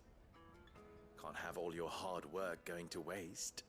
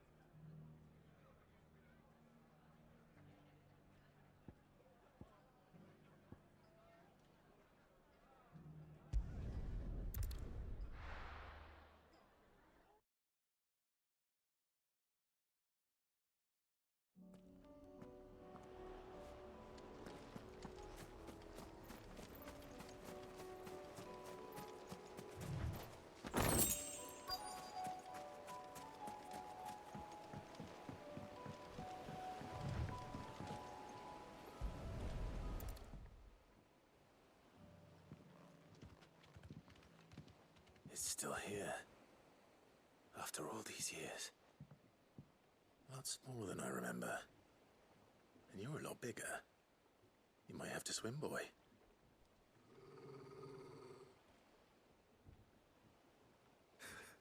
I wasn't being serious. You two go on without me. I doubt that boat will hold a third. If you're sure, we won't be long.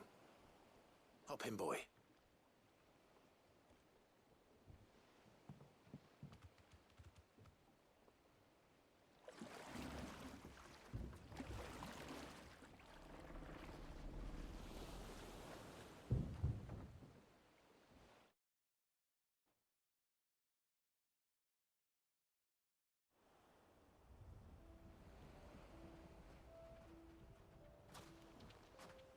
This place hasn't changed at all. The rookery's right through those trees. Come on. Race you there? I bet I could still beat you.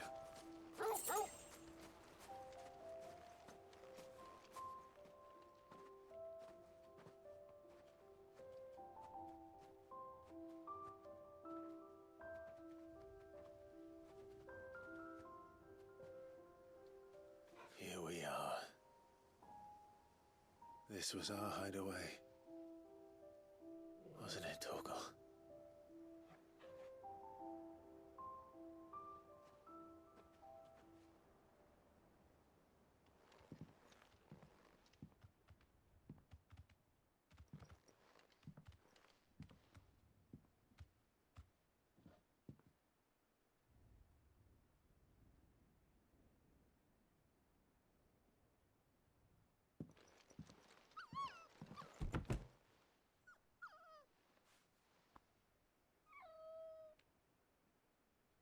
Coming here helped me to forget who I was.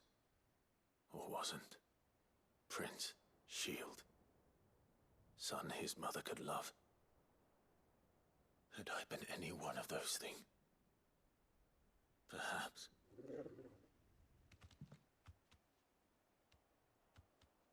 What is it, boy?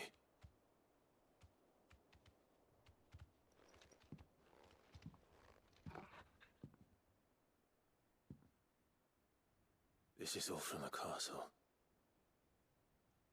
And Phoenix Gate. Did you bring these here? My sparring sword.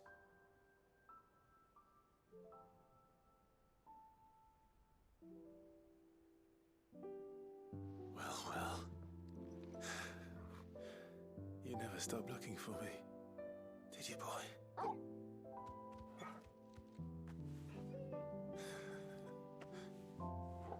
Thank you, Torgal.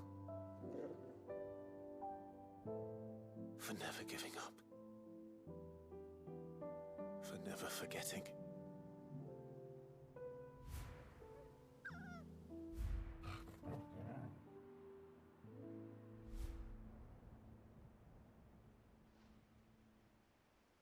Let's take this with us, shall we? So I don't forget either.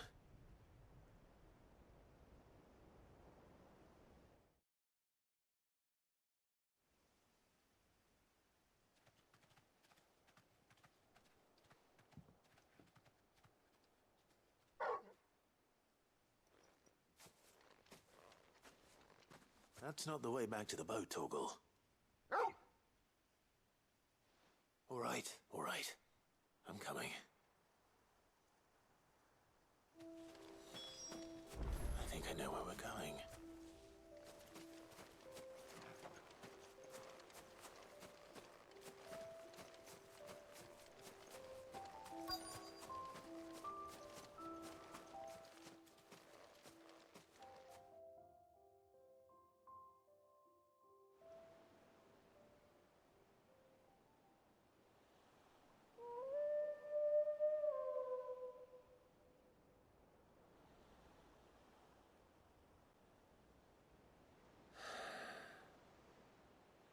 People always talk about the importance of putting the past behind you. But without it, we wouldn't be who we are today. And we certainly couldn't steer our way to a better tomorrow. Come on, Torgal. Let's go home.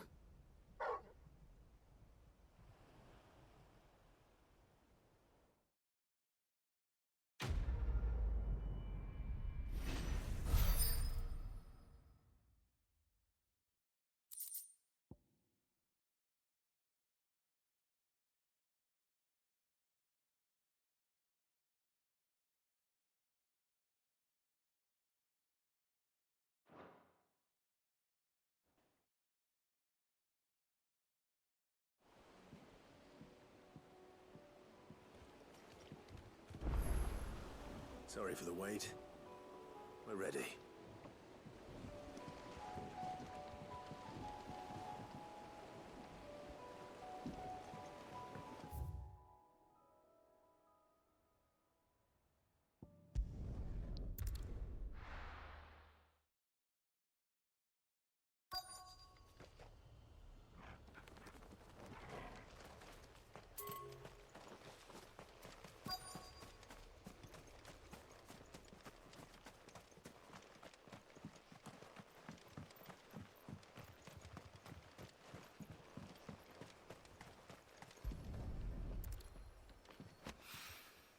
It's oil. After what happened here, it's a miracle there was any left at all.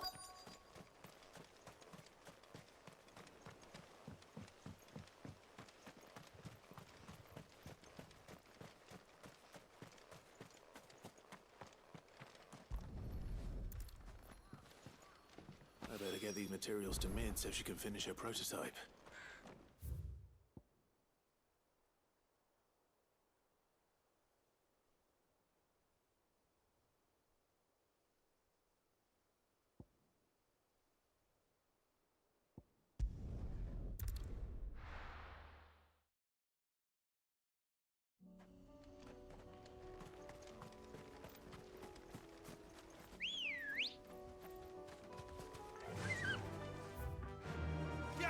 Unwavering will and an unbreakable bond.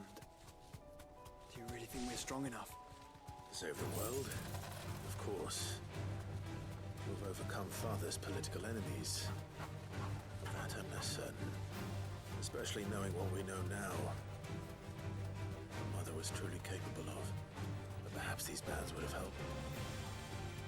Knowing he was with us would have made all the difference.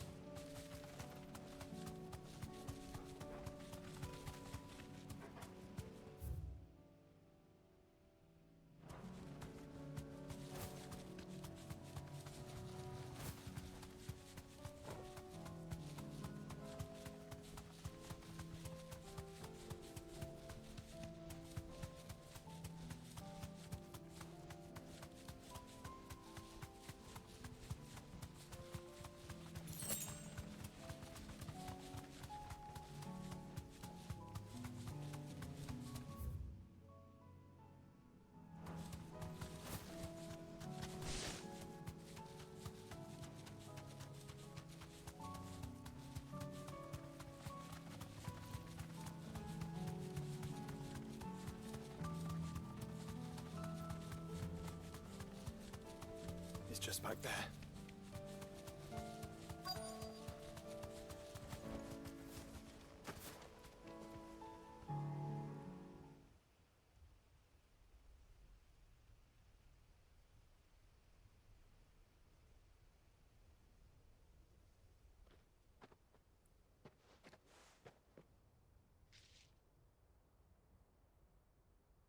Father always fought for what he believed was right. It wasn't until that night at Phoenix Gate that I realized I had never fought for anything. I always had someone else to do the fighting for me.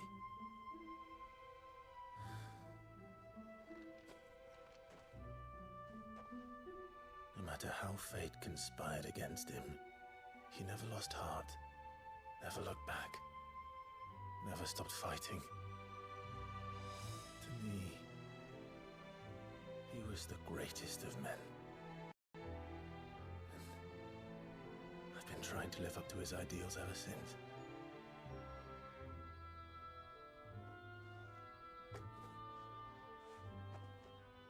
We all have, Clive. We all have. And we'll keep trying. Because that's what he would have wanted. What he would have done himself. Even if it meant standing against the very gods in the heavens. I shall be borrowing this, Father, if I may. That you might watch over us as we follow in your footsteps.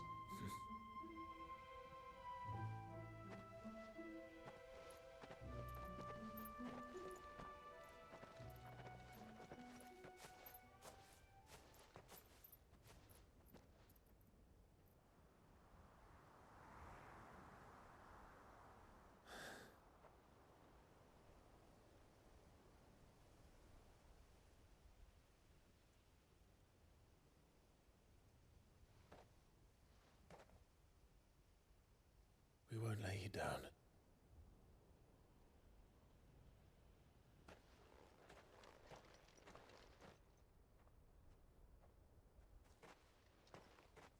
Onward, then?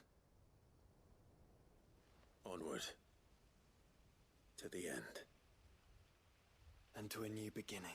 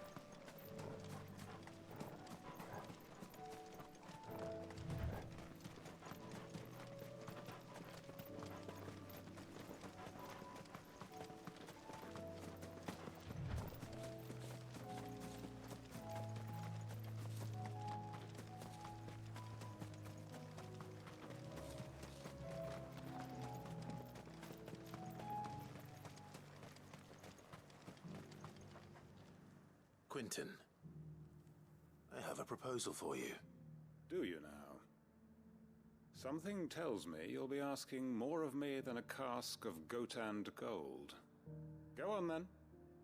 Propose.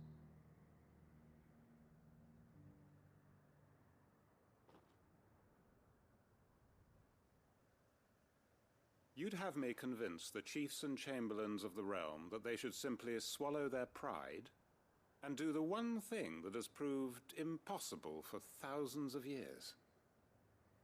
Was there anything else? Perhaps I can fetch you a meat pie as well. I know it's a lot to ask, but I can think of none better suited to the role. And you'd have me give up what little I have left to do it. I told you, Clive. The people of Lostwing are my family, and I cannot abandon them.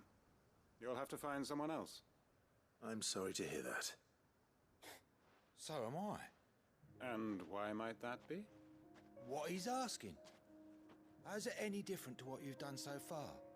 They want you to speak for those who can't speak for themselves. That's what you do best. If it's the vineyard you're worried about, we'll see that the grapes are picked and the tons filled. You know we will. It's not that. Then what is it? You said yourself we're family. Don't you trust us? You know that's not what I'm... Then what are you saying? That only we are worth saving? Why turn your back on everyone else? You convinced us we could build new lives for ourselves, and if you can do that, who's to say you couldn't convince the entire realm? A stirring argument. I fear that any rejoinder I make might fall somewhat flat by comparison. So you'll join us? Where do you need me? Field Marshal Havel will want to speak with you in person. He's currently in Port Isolde. I can arrange for a party of Cursebreakers to accompany you there. That would be very much appreciated. I hear the roads are far from safe these days. Hopefully not for long. My uncle will want to know that his plan is taking shape.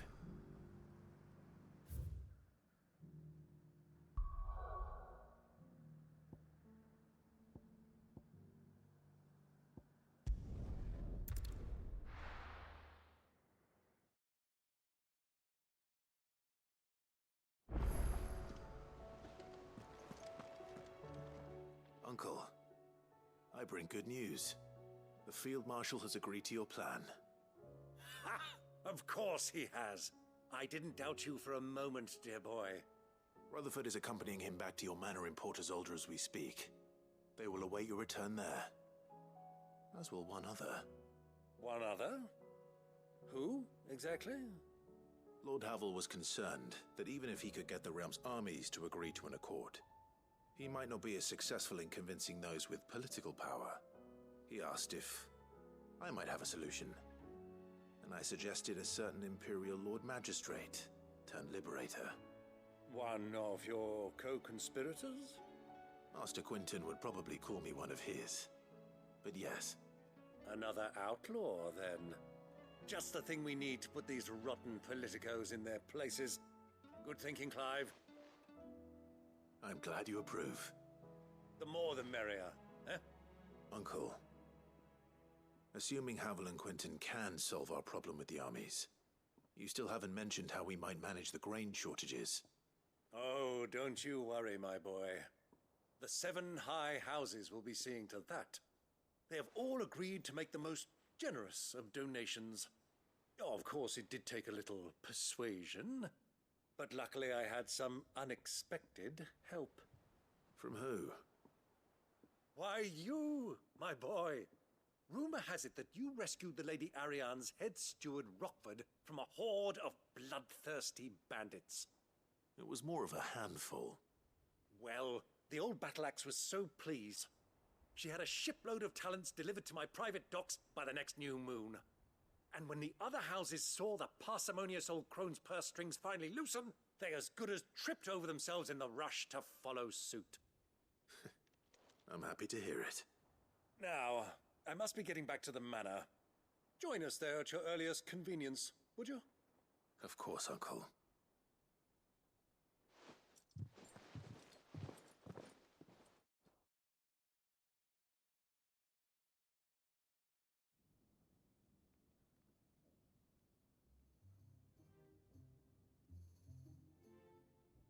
And how, pray tell, will we get that grain to the capital if the roads are still overrun with Akashic?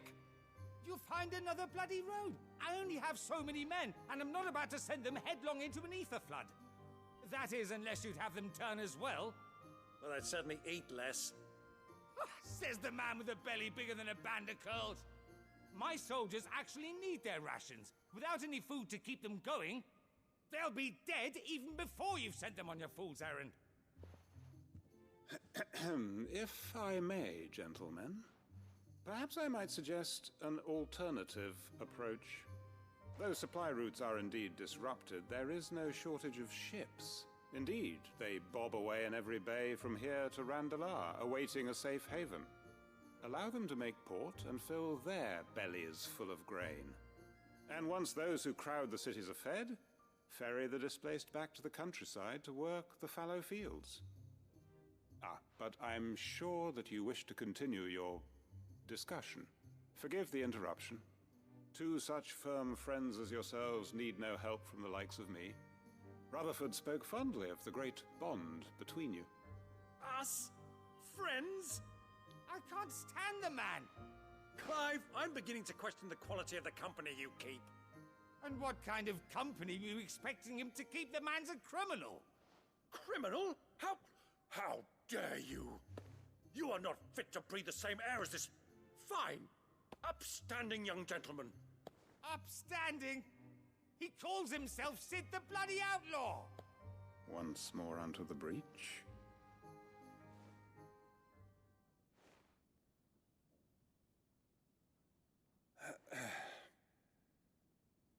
Shall we begin again? What we seek here is not to create a new nation, nor to claim the thrones of those that already exist. We wish simply to bring stability to the realm that mankind might weather the current storm. And to do that, we must convince those in power, the generals, the statesmen, the nobles, that our cause is just. There will be disagreements, yes, and I imagine some resistance, much resistance. But we cannot let that deter us. If we show them the path, show them that we walk it ourselves, then I am confident they will follow. The fate of the world lies in my nephew's hands, but the well-being of her people lies in ours. And we must not squander the chance that Clive has given us. Uncle Byron, Now, with that settled, let's move on to the signing of the Accord. For what great moment in history hasn't been accompanied by a little ceremony?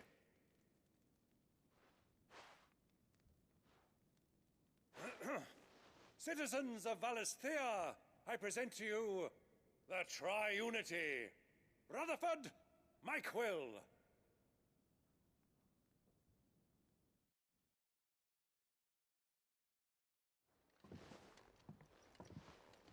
Well, my boy, the stage is set. That it is. This is the role you were born for. Now I ask only that you trust in the talents of your supporting cast. We shall play our parts to the best of our abilities, that you might have the opportunity to shine. The realm needs its Sir Crandall, and there is no better Crandall than you, Clive. I want you to keep this signed accord as proof of our faith in you. I will. Thank you, Uncle.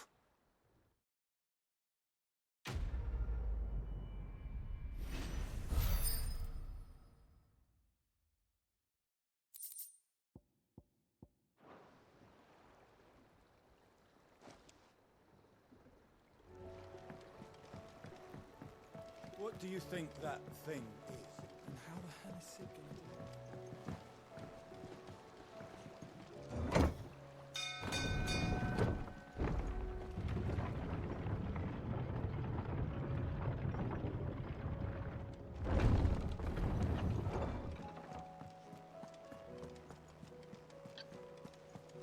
There's something of You should have seen him. Welcome back, Sid. Welcome back, Sid. Yes. Welcome back. Trip wasn't too much of a pain in the arse, I hope. Truth be told, it was me who suggested roping you in to help with the trial.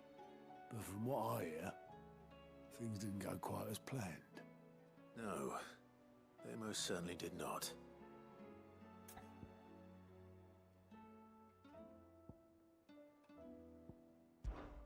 Ember lost his nerve in the face of a beast of prey, but he didn't lose heart. He pressed on, and he achieved his aim. And is that not what we ask of our scouts? Indeed it is. Thank you for your honest appraisal, Sid. The fact remains, however, that Ember will not always have a battle-hardened warrior on hand to pluck him from the jaws of peril. All I have gleaned from this trial is that without someone watching his back, Ember is little more than a liability. Wait, Sergeant. Ember still has much to learn, it's true. And this time he was found wanting. But I'd say he's due a second chance, nonetheless. After all, He did do as you asked. With a bit of hard work, any hand can be made to hold a blade, and any mind can conquer its fears. But a scout's nose is different. You've either got one, or you ain't. And by sniffing out that log, young Ember here has shown he has a conch and a half. Wouldn't do to waste it now, would it? Fine. One more chance. I'll do whatever you ask. I'll spend my days and nights in the pit if I have to. I'll show you. Just you wait. Daft as a brush, that one. But his heart's in the right place. Just like someone else we know. And if you ask me, we've been leaning on him for far too long. That time the curse breakers took some of the weight off his shoulders, I reckon. It couldn't hurt. Just don't tell Gav I said so, will you? I won't have him thinking he's been hard done by. Next thing you know, he'll be asking for a day off. Chance would be a fine thing. Back to work. Forgive me, Sid. This did not play out as I expected. Things rarely do these days. But that's why we need men like Ember more than ever. Men who can make the best out of a bad situation. Remember that. I will, Sid. Thank you.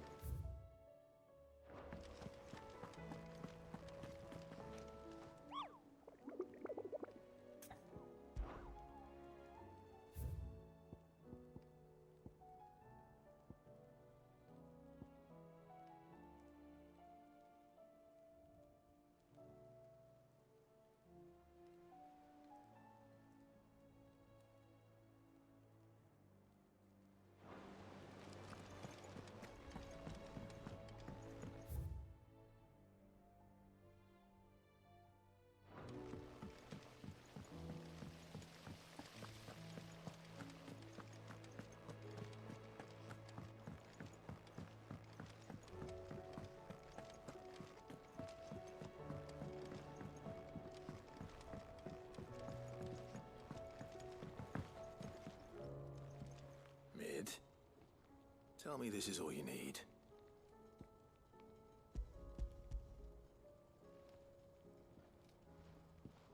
Aw, you make it sound like I asked you to save the world or something. Tell me this is all you need. It's most of what I need. After you left, I went over the figures again, and I realised I'd forgotten a 1 and a 0. And a cogwheel. Just a tiny one. Though, that's the problem. Gears that small are a bastard to make, and I may have lost the one Blackthorn spent a fortnight toiling over. Wait. The children. When they took apart your scales, there was a tiny brass gear. Now that I think about it, they didn't use it when we put the scales back together. The young'uns? But why would the... You know what? I don't want to know. I'll keep working on the model. You go and find that cog.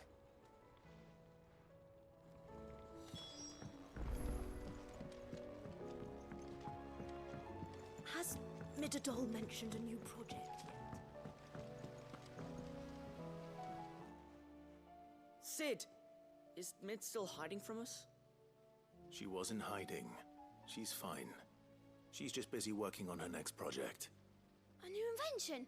What is it? What is it? Is it an airship? I bet it's an airship! Do you think she'll let us help? That just so happens to be why I'm here. She needs something special, something only you three can provide. A brass gear. A tiny one. One that might fit on, say, a set of scales? Oh, the one you forgot! We remember! We saved it, just in case. It's in the bag of bits. Since your lesson, we've been disassembling, then reassembling everything we can find. All the pieces that are left over, we keep under our beds, just in case. That's good to know. Look! I found it!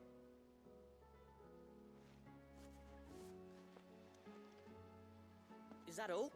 Just the gear? We have more parts if Mid needs them. That's all for now. But I'll let Mid know about your hoard. Just in case. Thanks, Sid.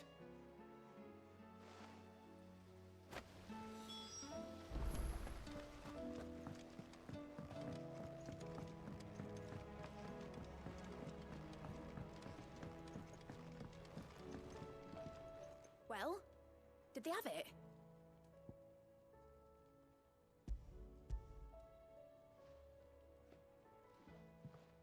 They did. And they kept it somewhere nice and safe. Will it work? Will it work? He's perfect! You're a genius, Clive. What exactly are you going to use it for? Only the most important job of all. The wings aren't going to move on their own. But with the right cog in the right place? Well, you just wait and see.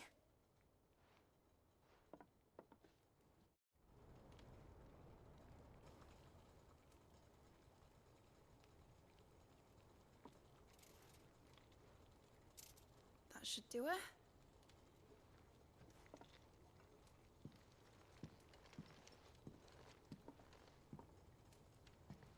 Here goes nothing.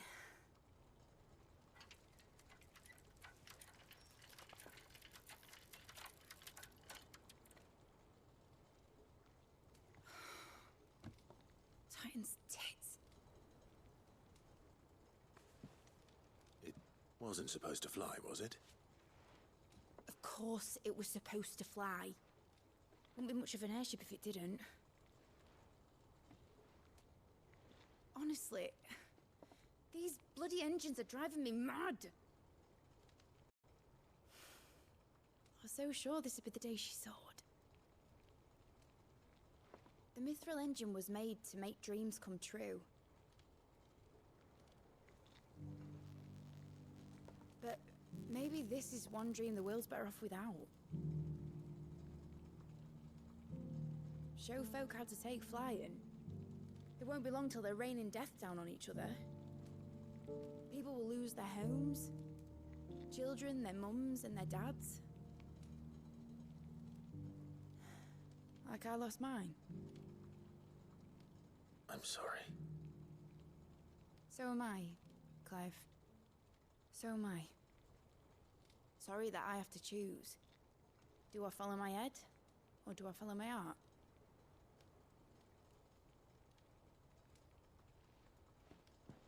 Good question. The first time I stood on the deck of your ship, felt the wind in my hair. It was like I was flying. But imagine how it would feel to actually do it.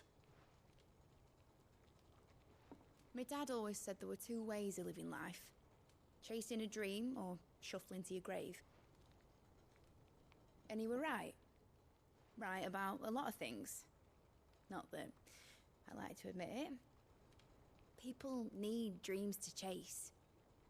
Especially in a world like this.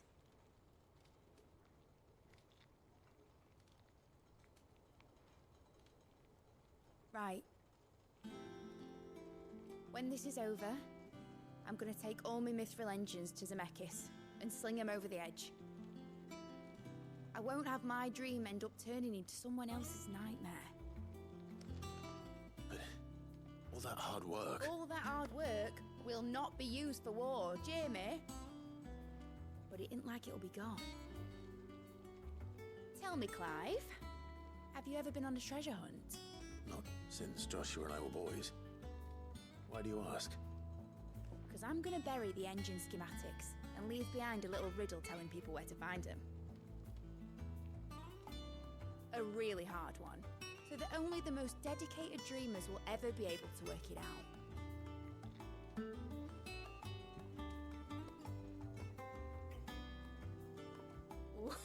I can picture it now. Some daft general squinting at the words with a gormless expression on his mug. Like that one, yeah. Right.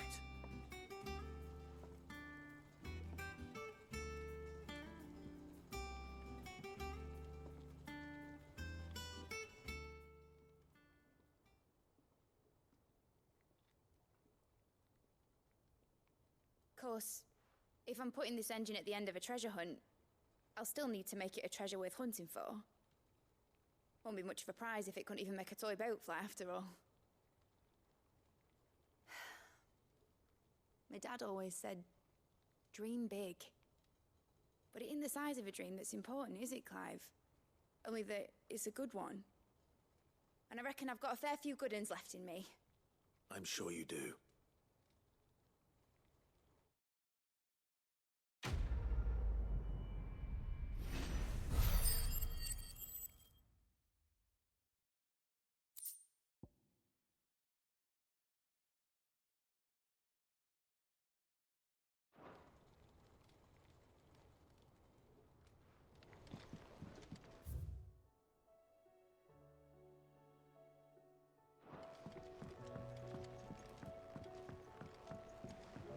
Has Midadol mentioned a new project yet?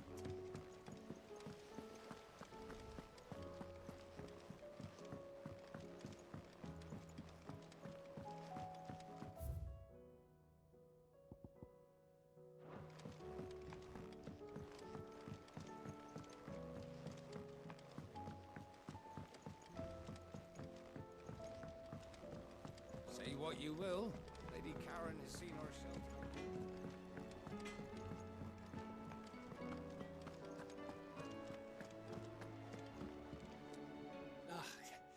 You alright? Something troubling you? No more than usual. It's just... Etta's baby will be coming soon, and I wanted to make something for it. I'm sure she'd like that. Back in the north, families would always make gifts when a bairn was on the way. Yeah, let the little tykes know they were welcome in their new homes, like. So, what's the problem? Well, the problem is that Etta's due any day now, and I don't know if I'll be ready in time. Is there anything I can do to help? You know, there just might be. All right then. What exactly are we making? A good luck charm. But not just any good luck charm. Not just any. No. One made from the feather of a silver chocobo. There's naught luckier in all the realm, or so we used to say back home anyway. Thing is, they're hard to come by. Had Otto and Karen check with their suppliers, but nothing. I'd try and track one down myself, only... Only the big day is fast approaching. And that's all you need, a feather. That or the bird whose arse it's attached to, aye. I was gonna start by asking around with traveling traders plying the northern borders. Well, there's no shortage of those passing through Martha's. I think I might make that my first port of call. I'll let you know if I find anything. You're a good friend, Clive.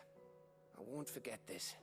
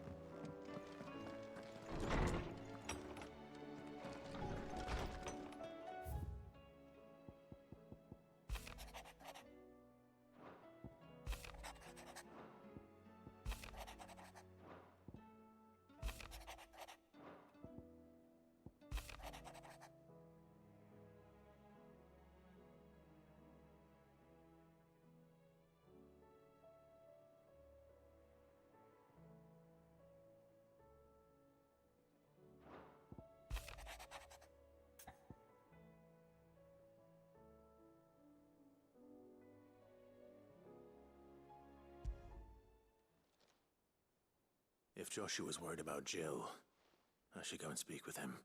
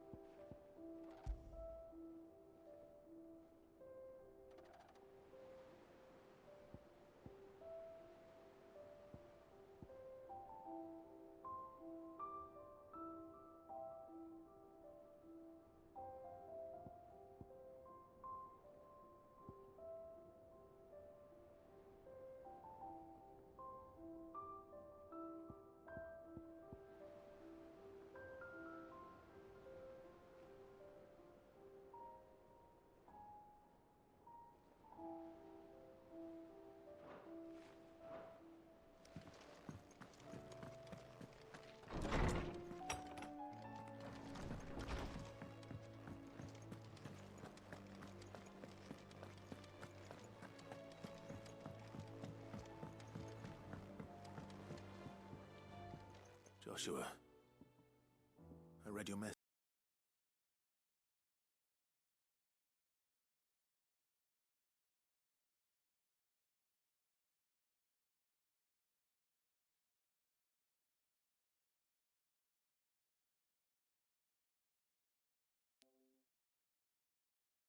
Okay, it looks like we froze up. Give me just 1 second.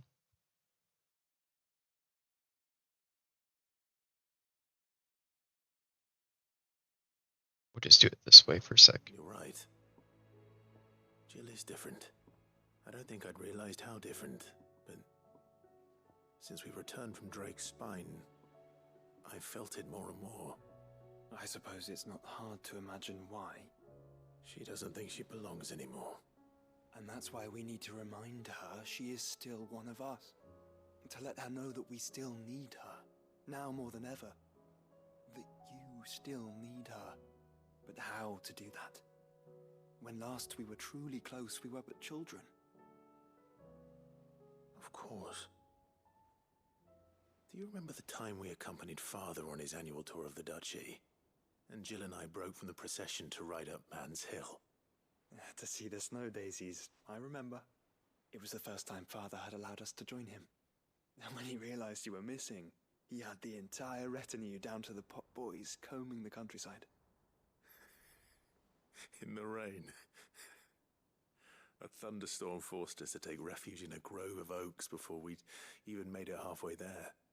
It was the Lord Commander who finally found us, and needless to say, he was none too pleased. Then it seems you and Jill have unfinished business. What do you say? Man's Hill. It's not that far. Oh, true. Though I suspect it is also much changed. Little in southern Rosaria remains as it was when we were children. You're saying I should go and scout the area for bandits?